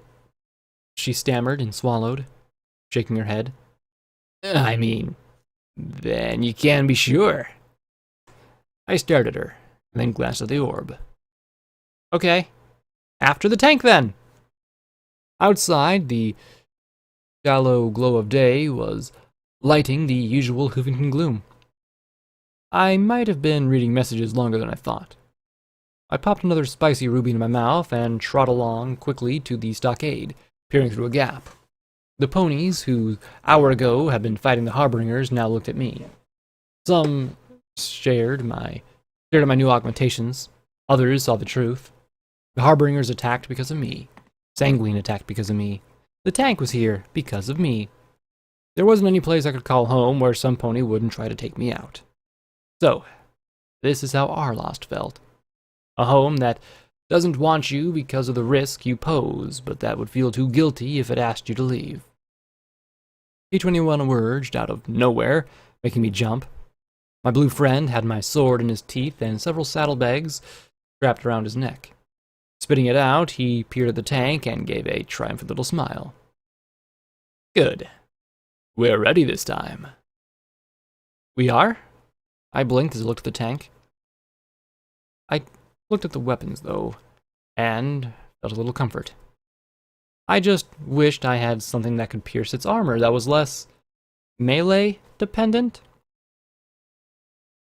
When we didn't destroy that thing, I took the liberty of making these satchel charges from the Harbingers, explosives, he said, holding up one bag and opening it to reveal a cone of beaten metal.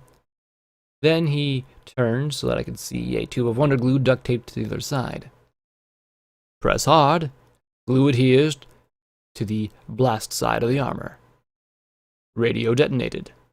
Shaped charge should breach better and hopefully take out the tank's repair talisman. Or its brain. I stared at him for a moment and then he frowned in worry. What? I'm so glad you're on my side, I replied with a smile, making him scowl and blush as he muttered about me being an idiot. So, now we could do something in case things went bad. I closed my eyes and concentrated. The chaos and unity had subsided, but it was now mostly ominously quiet. I didn't want to try and think something to Lacuna.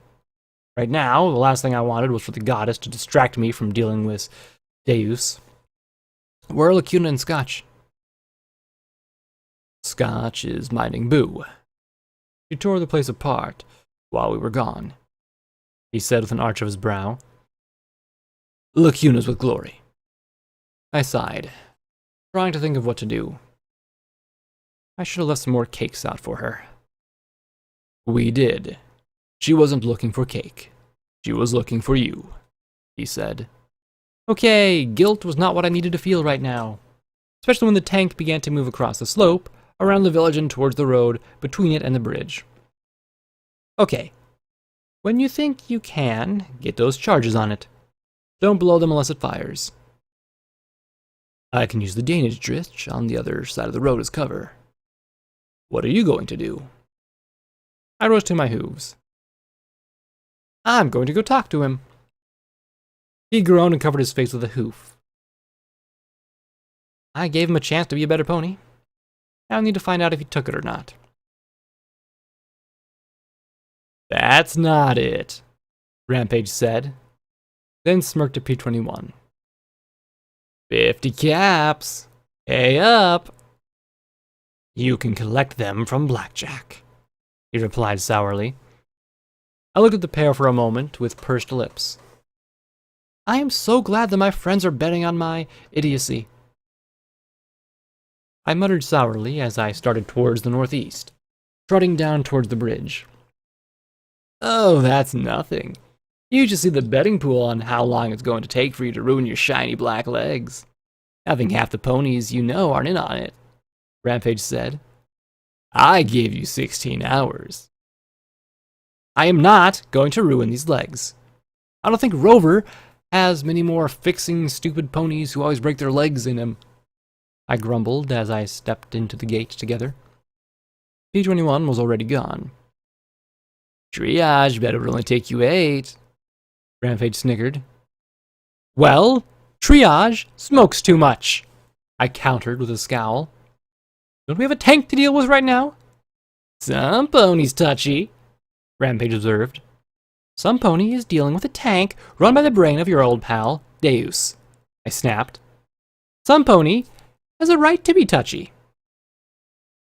Deus, she gasped as she looked up at me, then pointed at the tank with her little hoof. You're telling me that Deus's brain is in there? I sighed and nodded, and the filly burst into a peal of laughter. Oh, sweet Celestia, that is just perfect. Deus had crossed the ditch with ease, and now the massive tank began rolling up the road towards me.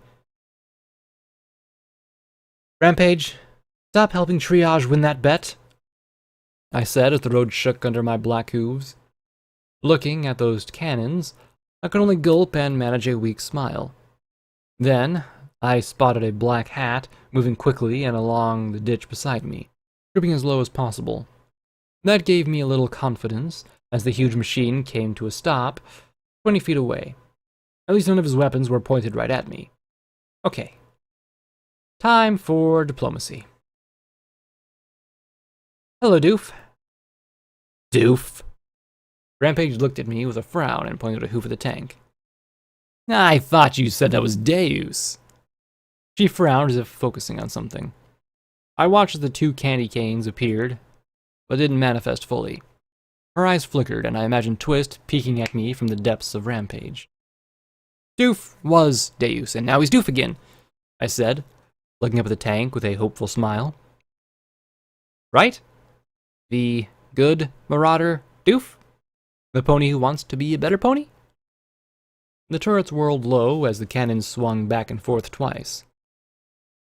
Oh, I really hoped that P21 was fast with those satchel bombs. Oh, let me guess, Rampage said as she hopped onto my back and tapped the black plates that ran along my spine. You're here for a rematch. You should really watch yourself. Blackjack has all these fancy upgrades. You really shouldn't fight her for, another 8 hours. Right. That should put you in the perfect window for a rematch. Rampage! Stop trying to win that bet! I said, bucking her off and onto the road beside me. The tank let out a rumble, and the camera focused on the older filly. Yeah, Deus, that's Rampage, I frowned. Haven't you ever seen her like this? Deus swung his turret back and forth again. Rampage snorted. We don't exactly allow magical disintegration weapons in cage fights. Ruins the suspense. And the damn flash fillies would be impossible to live with. Rampage stood and faced Deus again. Big Daddy's going to squirt when he hears about this. He's already going on about having the biggest, baddest fighters in the hoof. Not even Brutus can compete with you now. The engine gave a little rumble. I hoped that was a good sign. So, you're not here to fight me again? I asked. The turrets rose and fell once. Yes, you are, or yes, you aren't. The tank let out another deep rumble as I raised my hooves defensively. Okay, I'll take that as a no. The camera focused on me and I looked at my black, armored limbs. I gave him a wan smile. Yeah, Blackjack, new and improved, and a little less me. The engine let out a low growl. Rampage stepped forwards again, and I cringed inwardly as she said, "You're being awfully quiet. Don't you have a single cunt for me? Come on, that tank has to be wired with a loudspeaker or something." Deus let out a deeper growl of his engine and shook his turret. "No, you aren't? Or no, you've suddenly embraced a whole new appreciation for femininity." I took several steps away from her, to the side. I spotted P-21 peeking at me from behind the tank. He smiled, gave a little nod, and disappeared behind it completely. "Rampage, I'm not going to blame Deus for shooting you. Stop being like brass." The engine growled once more, but softer. Slowly, I moved in front of him again. "Is it because you can't talk? Did they do something to you?" The cannons rose and fell once. Rampage whistled long and low. "I guess that's Dawn's equivalent of washing a pony's mouth out with soap." The engine growled again, lower and more ominous. "So, you're not here to fight me. What are you here for?" I asked as I looked up at the vehicle. He didn't growl his engine or shake his turret or anything.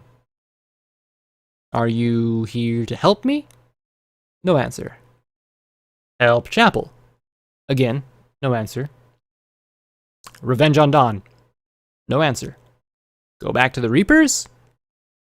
Suddenly, Rampage fell back laughing. She laughed so hard her hooves kicked into the air. "Rampage, what's gotten into you?"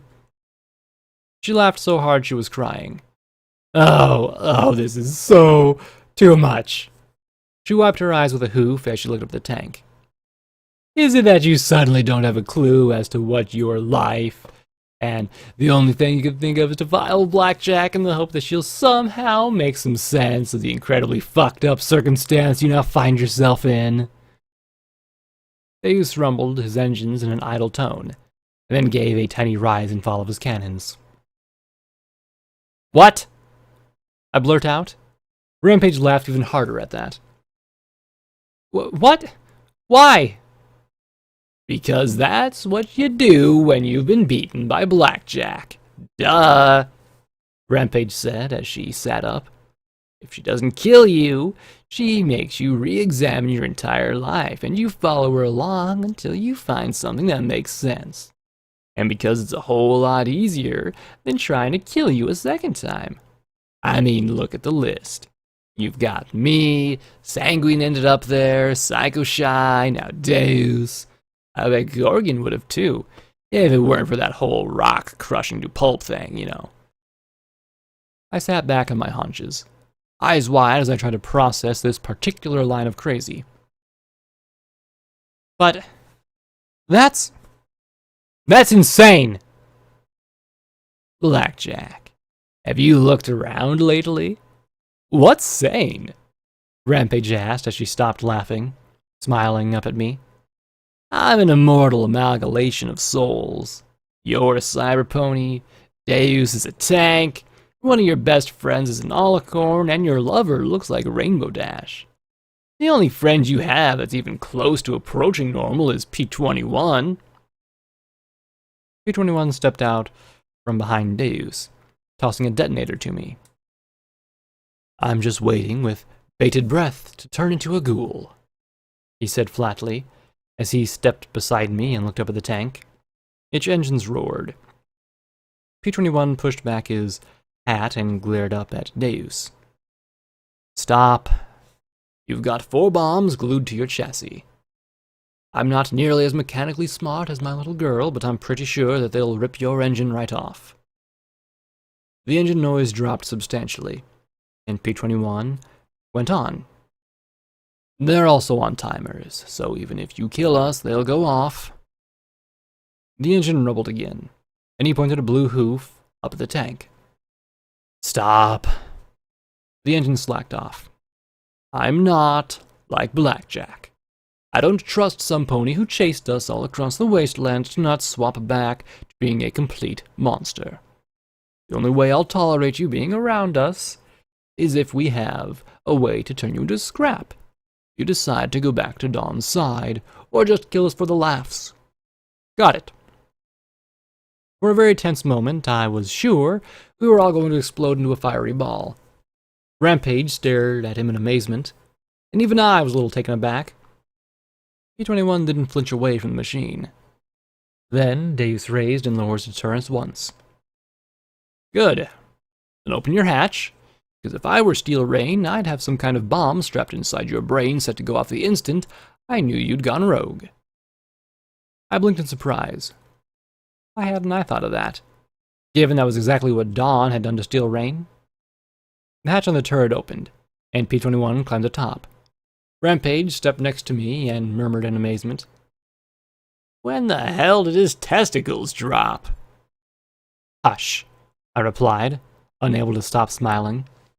I tried to jump up beside him, but my legs were slower and heavier than I was used to. Instead, I scraped and flailed my way onto the side of the tank, nearly falling off twice. I really missed my fingers. It seemed Shadowed Augmentations didn't understand the concept of climb. There were errors flashing. Device not found. I reached the top, and one camera turned to look right up at my hind end. Yep. Deus, all right. The engine made a strange coughing noise. Was it just me, or was he laughing? I got to the hatch, looked down into the cramped space. "Do you even know what you're looking for?" I asked as I saw a blue butt poking out from underneath the equipment. "Nope. But I am looking for it. I'm sniffing it out." "Definitely smelling some plastic explosive in here," he said. I looked at the armored brain resting in faintly green fluid inside the glass jar. "In fact, if I were you, I'd get out of sight. If a Harbinger spots you up there, it won't be a hard call to set off whatever I'm sniffing down here." Then his hooves flopped over. "Aha! There you are. Wired to... well, something. His hooves went limp. "Is that the radio?" "Aha! There!" "You found it?" I asked with a grin. "Found one. I doubt it's the only one," he replied. "You really need to get out of sight, though, Blackjack. At least till I'm sure he won't blow up some pony else when they push a button." "Right." I looked over at Rampage. "I guess you and me should..." I was interrupted by the turret swinging back and forth. "Huh. Okay. Well, I guess I'll go?" Hopping down was much easier than climbing up. Apparently, the legs didn't have much problem with falling like they did with climbing. I trod away, looking over my shoulder at Rampage and the cameras all orientated on the filly. Deus was interested in Rampage? Okay, it's official. The Wasteland is a stark, raving, mad person, I said flatly, as I trod up the grassy slope towards Stark House. I whirled around and looked, waiting for the dealer or the goddess to make an appearance, but neither did. Well, that's vaguely disappointing, I muttered as I continued up to the house. It was still battered from the party. Had that really been just hours ago? It felt like months. Inside, I spotted Scotch Tape lying on her side with Boo, snoring up a storm. The inside was even more thrashed than we'd left it. Then Boo popped her head up from behind Scotch Tape. She looked right at me, but rather than charge, she crept over the sleeping filly and looked at me with her pale eyes. She looked wary, even scared as she shied left and right. Hey, Boo. It's all right. It's me." She didn't look reassured. If anything, she seemed more worried, ears hanging and eyes downcast. What was the matter? Was she sick? Injured? Was there something wrong with her cloned body? No, nothing I could see. Then I looked into the worry in her eyes. It wasn't her. It was me. But what had I done? No. I sighed and crossed my eyes. Damn it. I haven't been treating you very good since Hippocampic, have I, Boo? I'd left her to go gallivanting across the hoof, then come back only to leave her behind again. I really was a self-centered nag, wasn't I? Gently, I reached out and stroked her white mane. It was growing a bit long, particularly concealing her white eyes behind milky bangs. I pulled her closer and held her, rubbing her mane. I could still nuzzle her as well as I ever could. Boo relaxed a little bit and nuzzled me in return. I'll try not to leave you behind again, if I can help it. Okay? It was a risk. I couldn't see her surviving a place like Hightower. Leaving her behind just meant a different kind of hurt. Just try not to let yourself get hurt. Okay? I didn't know if she understood what I was asking of her. I could only hold her and hope that I wasn't going to get her killed with my kindness. Of course, something bad would happen. The steel that was consuming my body, one upgrade at a time, was a testament to that.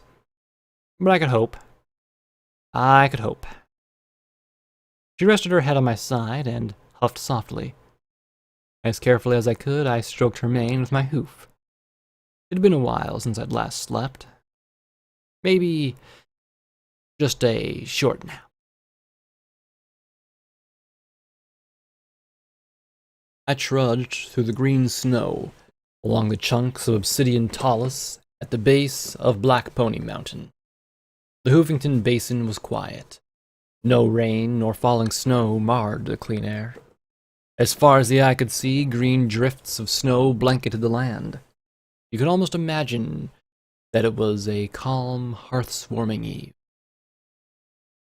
Then I passed a frozen earth pony corpses in the snow, and was reminded that this was anything but. Nothing useful on any of them. I had worked my way through half of my radiation supplies. The goods I'd pilfered from the hospital were running low, and I needed to find more. Hoovington Memorial was south of me. I could take what I needed from there. But right now I needed to check in. The only problem was that the EBS had fallen almost as silent as the snow. There were a few desperate sobs from the west. Some pony in the Manhattan MAS hub trying futilely to get some kind of organization effort going. The military channels had fared even worse. There was machine chatter, but it wasn't anything I could access. Every channel was either destroyed, locked down, or useless. Since I couldn't do so remotely, I only had one choice: report in person. I continued to pick my way up the talus, the radiation clicking slowly away, my black ride armor providing slight protection as I ascended towards the eastern side of the mountain. It had only been a few weeks since the bombs fell, but I still had my duty to perform. I still had to earn my forgiveness. Finally, I pulled my way up onto a flat shelf of land between the obsidian crag and the eastern mountains. The shelf was littered with a dozen sky carriages, some of them passenger affairs, and others smaller, expensive personal craft. Some had landed perpendicularly atop other carriages because the space was so limited. And there were a lot of bodies. Pegasi still dangled from their harnesses, some killed by radiation and others killed by bullets. Earth pony laborers lay in heaps. A scattering of unicorns in fancy outfits clustered together in whatever shelter they could find. Bodies, bodies, bodies. So damned many. I walked along as silent as death towards the sheer eastern wall. Once there had been a cave here. It had been home to a colossal beast in older, peaceful times. Today there was no cave, just a solid wall of black obsidian. I approached, hoof step by hoof step, a sense of dread filling me, and I hesitated. A few more, and again I froze.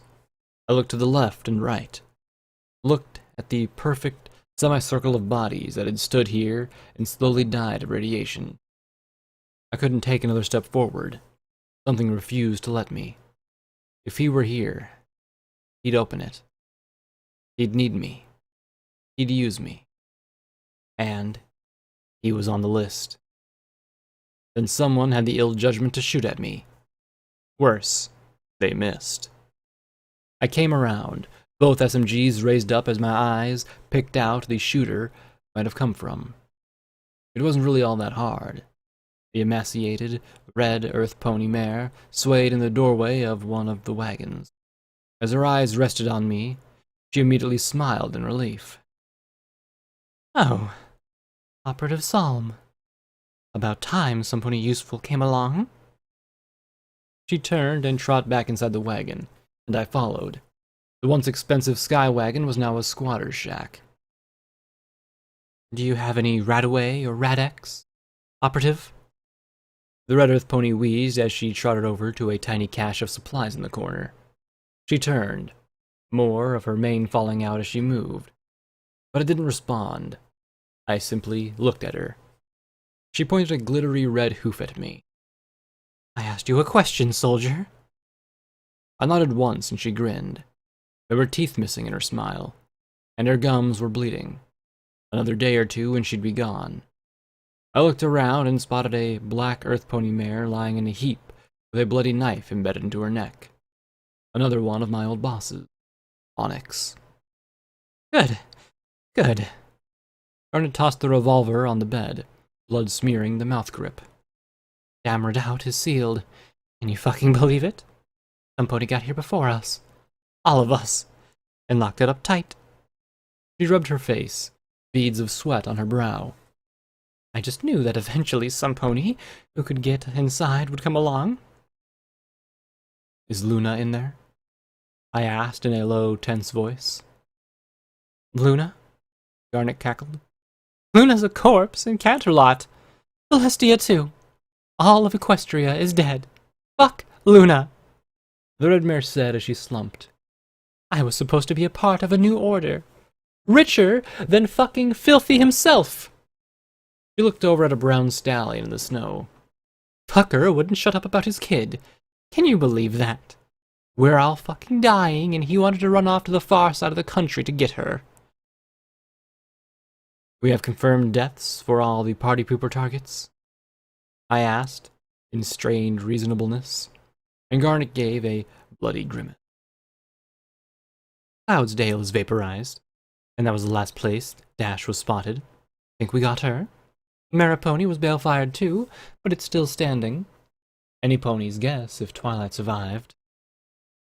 If it was standing, she had.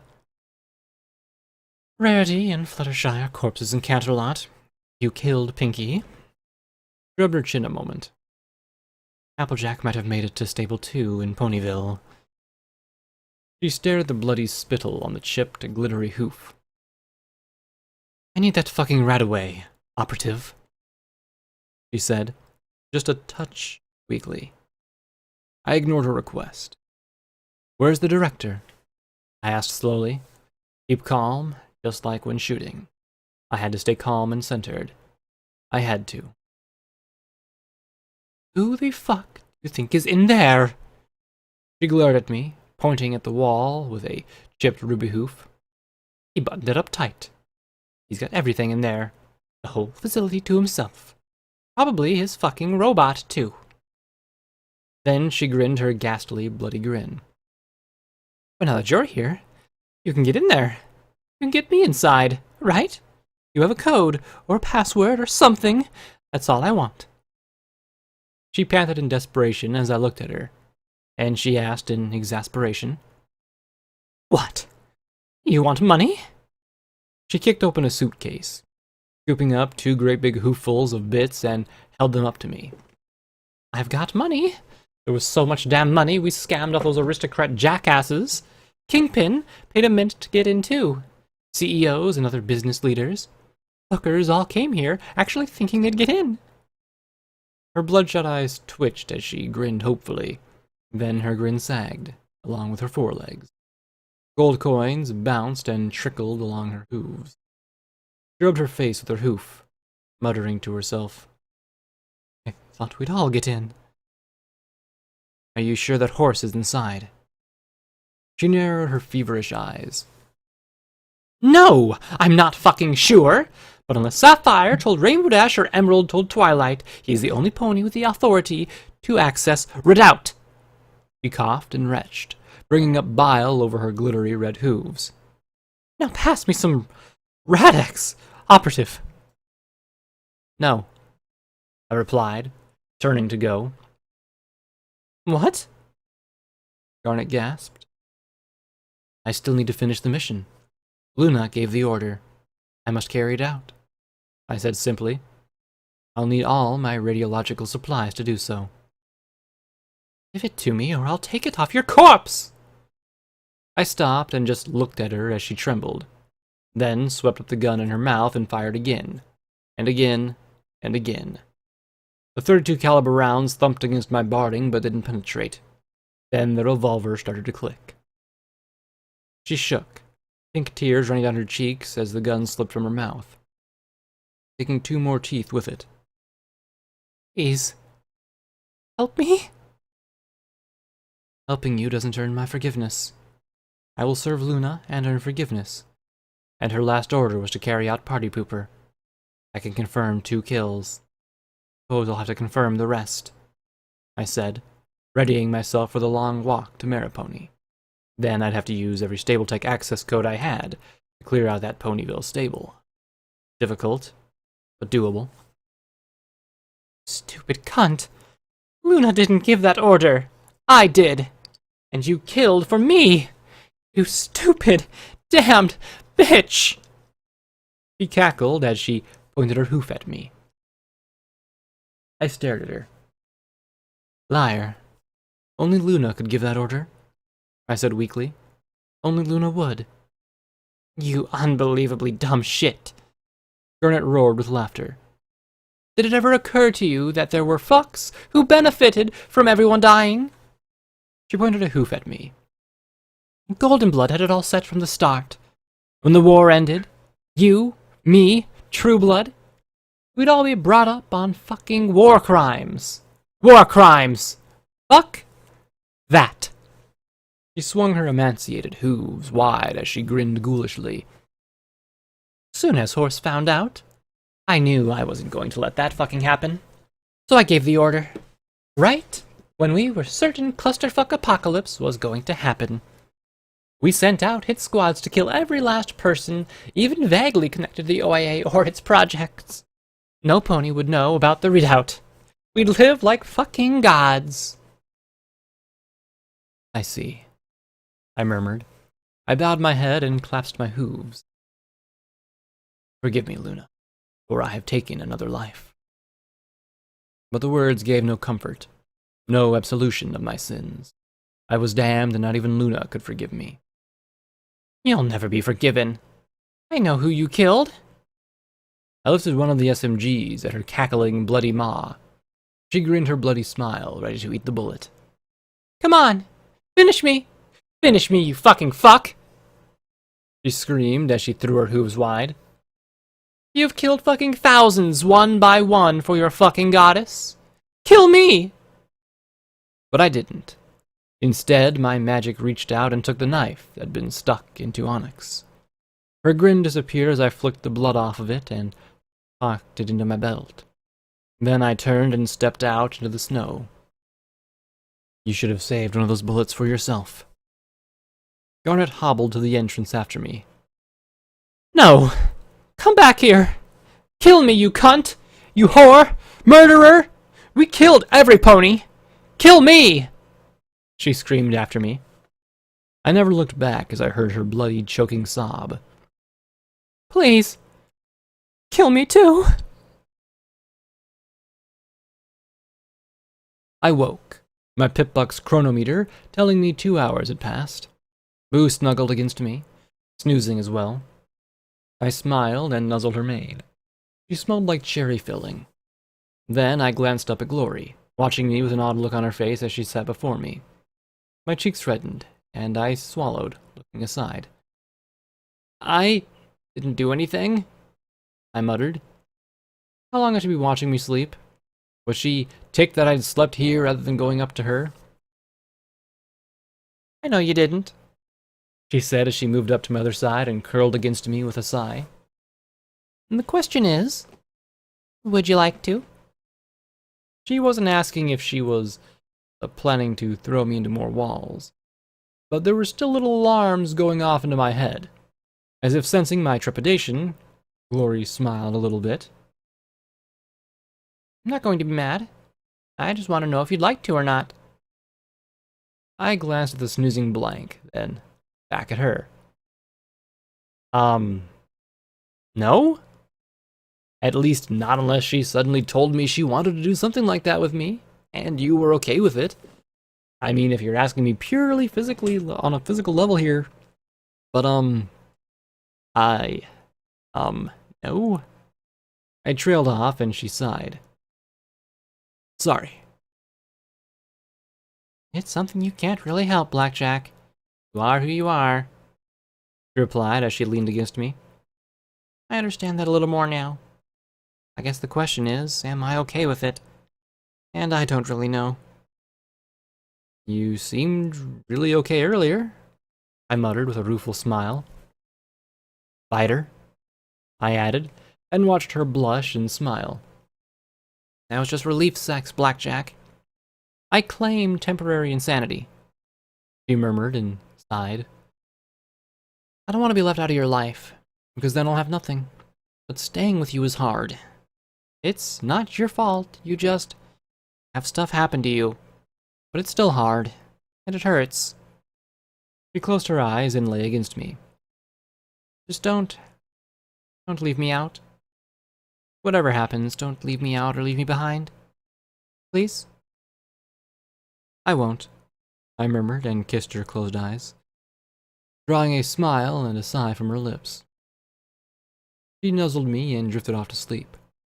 With a blanket of mares, maybe the dreams would be better.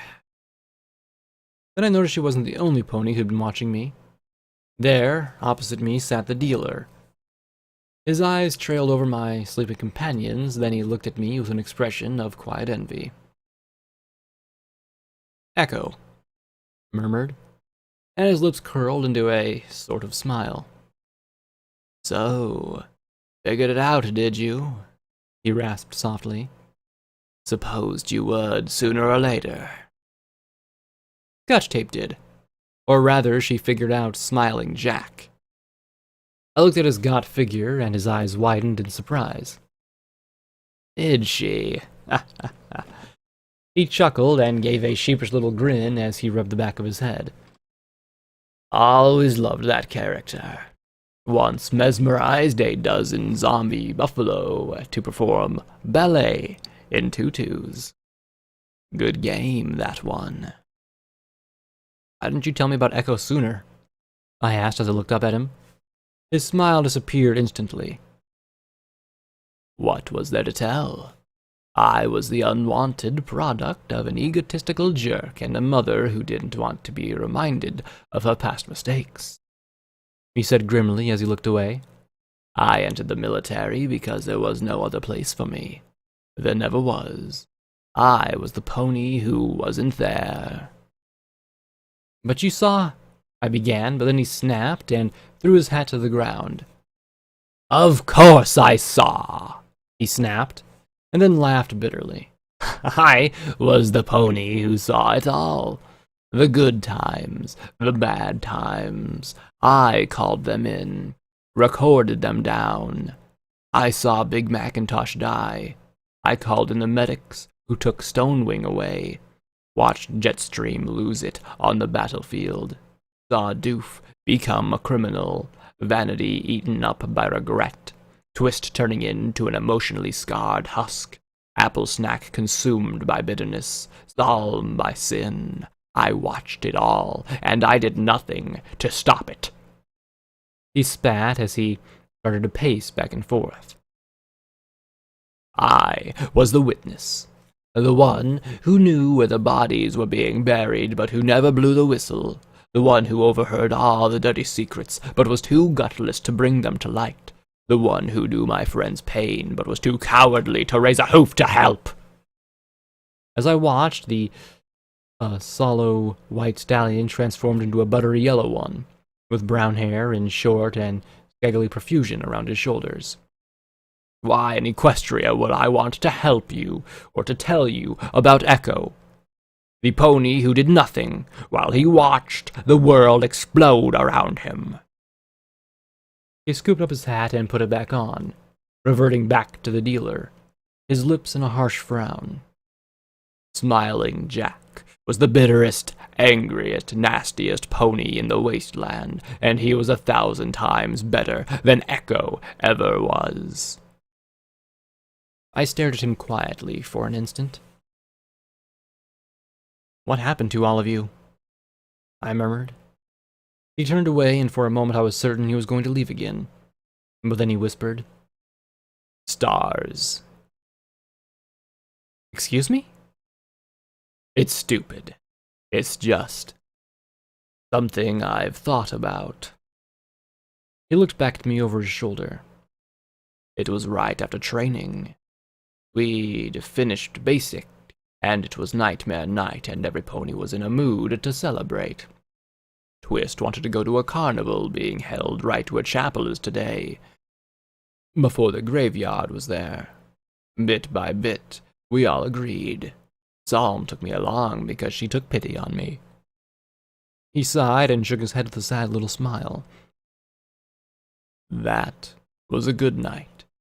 I actually felt like I had friends for the first time ever.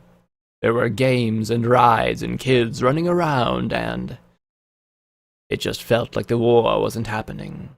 Everyone was having a wonderful time." He shook his head again as he lowered it. "Then Twist saw that damned fortune-teller."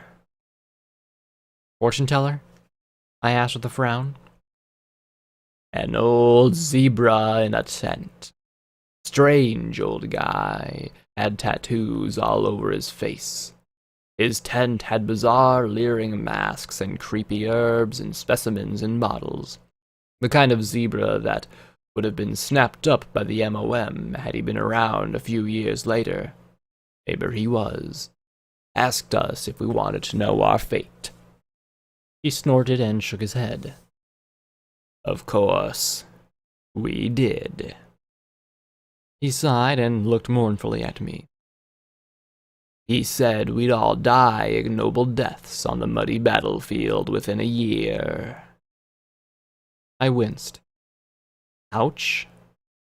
Needless to say, none of us liked that. But then the old cooter asked us if we wanted to change our fate.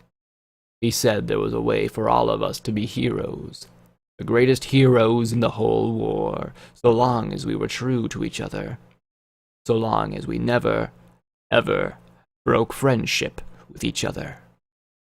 He hissed slowly through his teeth. What can I say? Friendship, fame, heroism. The catch? I asked with a sympathetic smile. He shook his head and looked at me. The first to break the friendship would die, and they would receive the most merciful death at that. The rest of us would wish we'd been the first to break, if we were not true to each other. And you accepted? How could they not? We did. Partly out of pride and partly out of a wish to laugh at the zebra's predictions. But then he got out this book. This horrible black book. And suddenly it wasn't so funny. He called on the stars to change our fates and cursed us if one was false to the others. There was a hum and green spiraling thing. Things an earth pony can't really explain. He shook his head. When the light show ended, the zebra was gone. The tent was completely bare, save for a few empty crates. He sighed once more and then gave a little smile. What was funny was, it worked. The next day we were all assigned to a special combined task force. Experimental. 3 pony kinds working as a special squad. And it was amazing. He finished with a wistful look. We were amazing. We did things that no pony thought possible.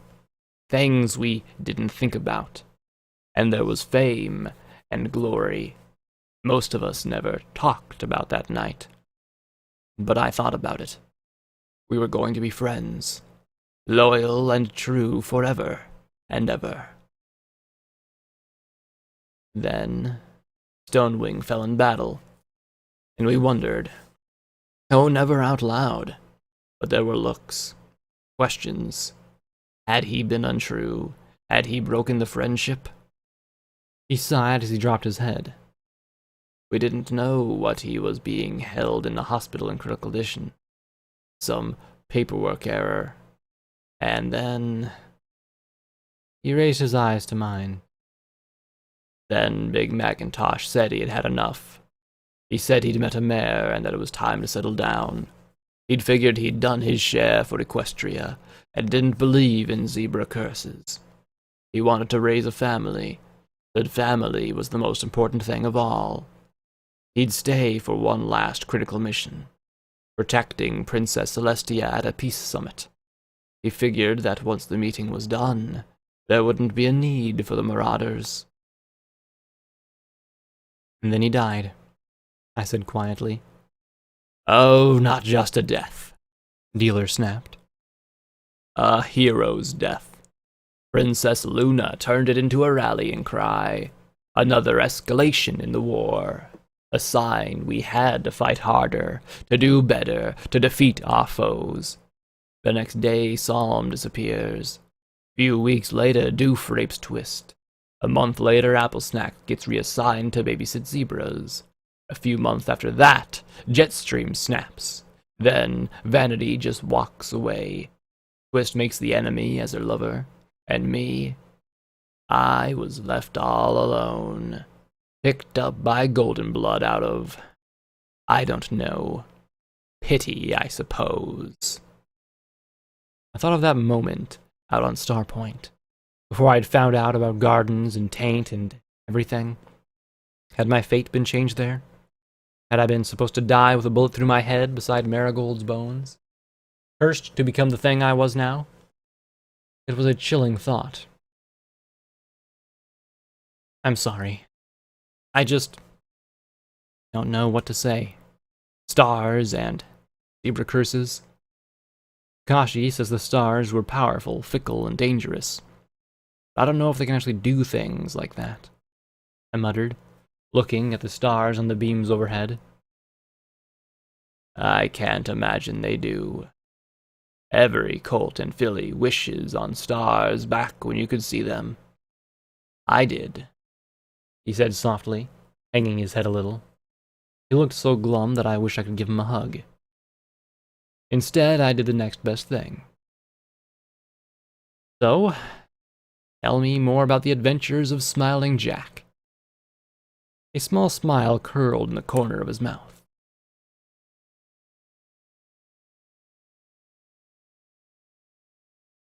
After an hour of Dealer regaling me with stories of hunting down bank robbers across the desert, dealing with spirit-summoned shamans being forced to dress and drag to infiltrate a monastery, fighting hordes of zombies, and something called an epic botch that apparently turned Jack into a kumquat, Dealer returned to where he went when he wasn't feeling chatty. I'd have to go soon and check up on P21 and Deus. There was just something that was bothering me as I lay there nice and quiet. It was too quiet, particularly in my head. I hadn't heard a peep since the riot inside the goddess ended. The stillness was unsettling and unnerving. Was the goddess just silently watching in the back of my mind, or was she way plotting something? So far, I'd only listened to Unity and talked to Lacuna. I'd never actually tried to go into the hive consciousness. Part of it was that I didn't know how, but another wondered what would happen if I did try to push that connection. Would I be sucked in forever? Could the goddess control my body while I was in there? Even possible. Ah, hell. It wasn't the first time I'd ever done something completely clueless and heedless of the risks. I thought about the memory magic I'd done with Rampage, and what I'd read in Triage's books. I wasn't a smart pony, but I wasn't as stupid as I used to be. Memory spells shared memories, and the goddess was like a massive memory orb filled with countless recollections and souls. She was just able to control where those memories went.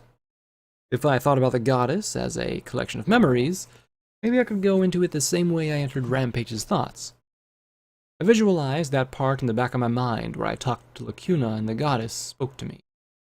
As a pool of water, filled with countless glowing clouds of memory. Instead of trying to pull them to me, I pushed myself into that pool, just like I had with Shuja. Slowly, the world around me faded to black as I struggled deeper and deeper into that pool. Swimming was a pretty alien concept to me, so I settled with sinking. Sinking I could handle. Then I heard it, the faintest whispers in the dark. 1, 2, then a small crowd. Then a steady stream of barely audible comments. She has it. He is out. She is coming. Coming soon. She is bringing it to us. The book. She has the book! I didn't know who she was. More chilling were the comments after that. We must kill her. No, we must reward her. One of us. One of us! I tried not to pay attention to whispers. I needed to find the big ego in charge of them all. Mentally, I sank deeper. My body was left behind. An unnerving sensation. It was exactly how I'd felt after escaping Hightower. Feeling of letting go. Then I heard the voice and saw the distant blue glow. I moved towards it. For some reason I imagined myself as a white unicorn with a striped mane, and no metal. At least there I could be normal. That blue glow destined to the goddess, an immense blue unicorn from the waist up, surrounded by a ring of faint glowing pony shapes. Her hips devolved into a glowing, embryonic mass stretching out around like tendrils of a cloud, and her lumpy blue hide seemed to undulate and move in strange ways. I stared at the sight of 2 green unicorn heads poking from her shoulders, on. By the side of the goddess's head floated a translucent, membranous balloon connected by a meaty filament, the goddess's temple. And trapped within was a very familiar purple mare's head. In front of the goddess were hundreds of windows, like terminal screens. In them I could see images all across Equestria.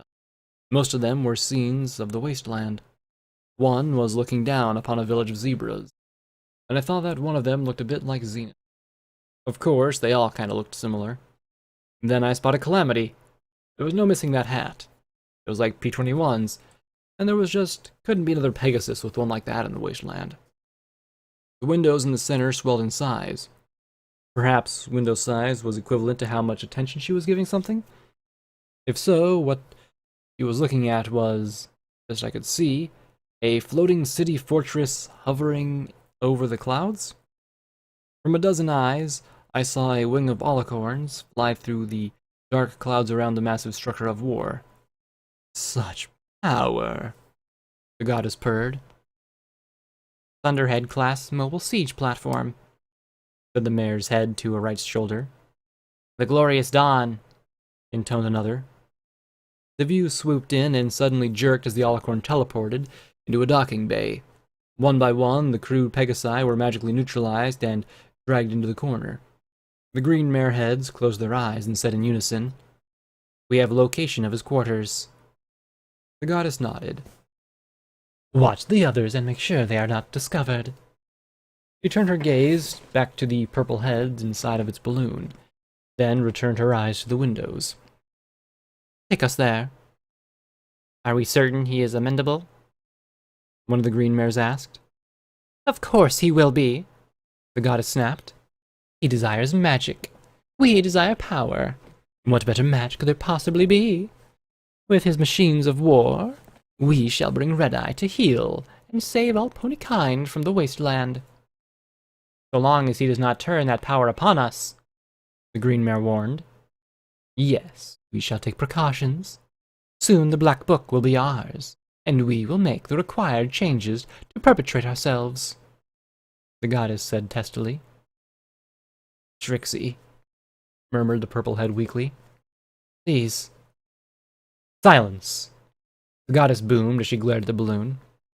"You tried it your way. You failed. I acknowledged when you were right about me.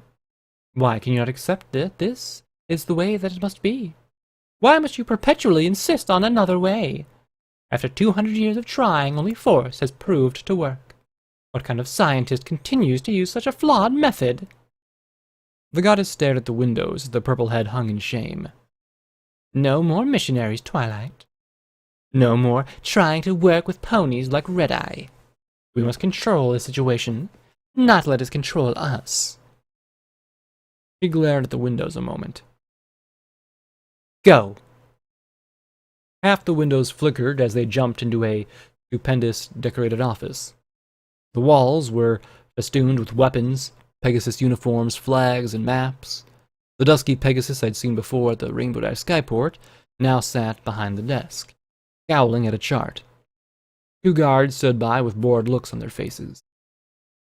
Those bored looks turned into astonishment as magical bolts slammed them and dropped them into heaps on the floor. Harbinger drew a strange, ominous-looking beam pistol as he crouched behind the desk. There was something familiar about it, but I wasn't precisely sure where I'd seen it before. "Peace!" the goddess thundered. "The goddess has come to do battle!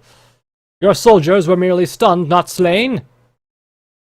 Slowly, Harbinger rose up from behind the desk, as one window slowly advanced upon him. "The goddess has come to parley with the Grand Pegasus Enclave!" After a moment, he dropped the pistol on the desktop. "Brown wind. It's true," he said as he slowly rose to his hooves. "You really do exist." He narrowed his eyes a bit. I expected an assassination attempt from Red-Eye's Alicorns before now.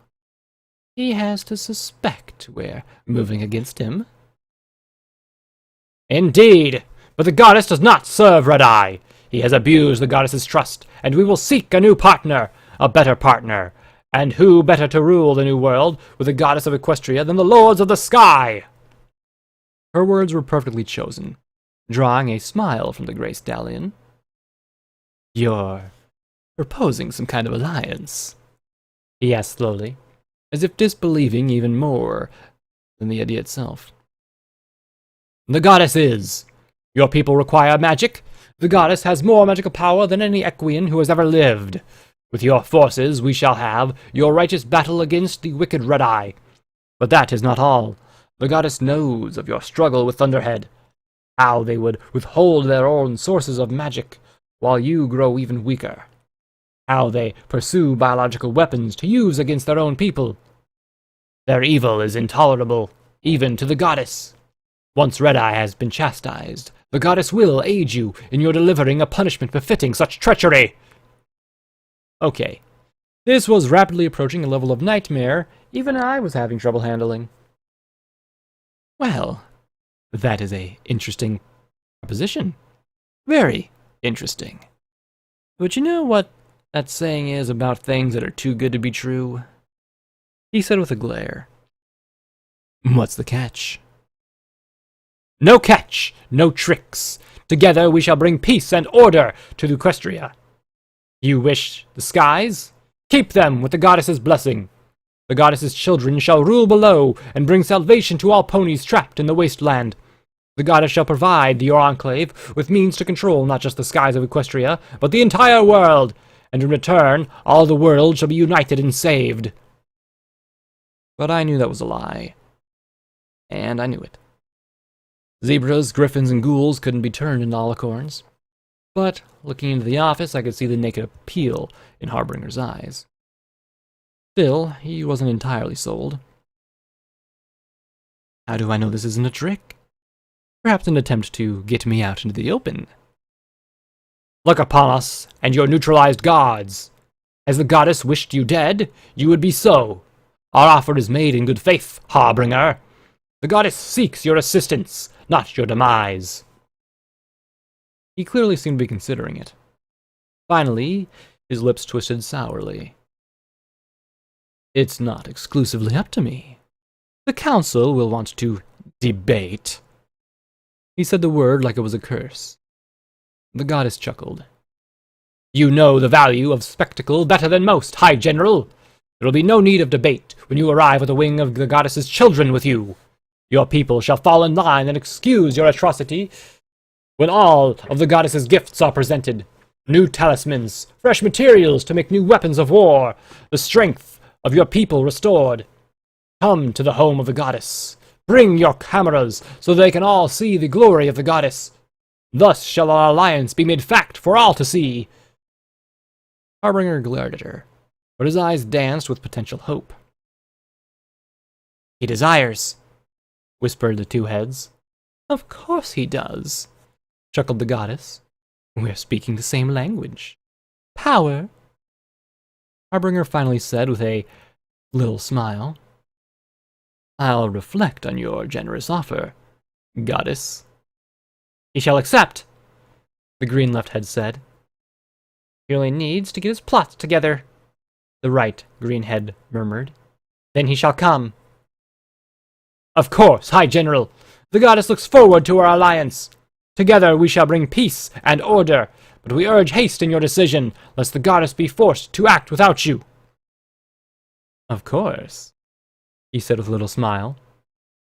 Return, the goddess said with a cackle, and the windows aboard the siege platform disappeared, and were replaced by images of clouds.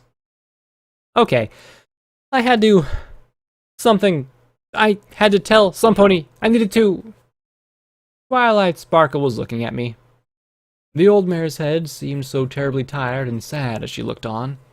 Yet even as I looked, the corners of her mouth turned to the saddest of smiles. Then she mouthed the word within that balloon. Run. What? The goddess began. Then the immense blue form turned and faced me. Then I understood what all those lumps were and why they moved so oddly. The body was made of eyeless pony faces. A thing that could have birthed Horizon Labs. Her periwinkle eyes widened as they looked down at me, then narrowed into an enraged glare. You! Shit! Out, awake, leave, vacate! I struggled to pull myself out of this void and back to myself. Maybe if I got into myself, I could warn someone. Spike, I could tell him. He'd warn Homage. He could tell every pony. The Enclave and the Goddess together, and had to be stopped. I felt myself pulling out, but too slowly. Far too slowly. Her immense hooves reached out and caught me.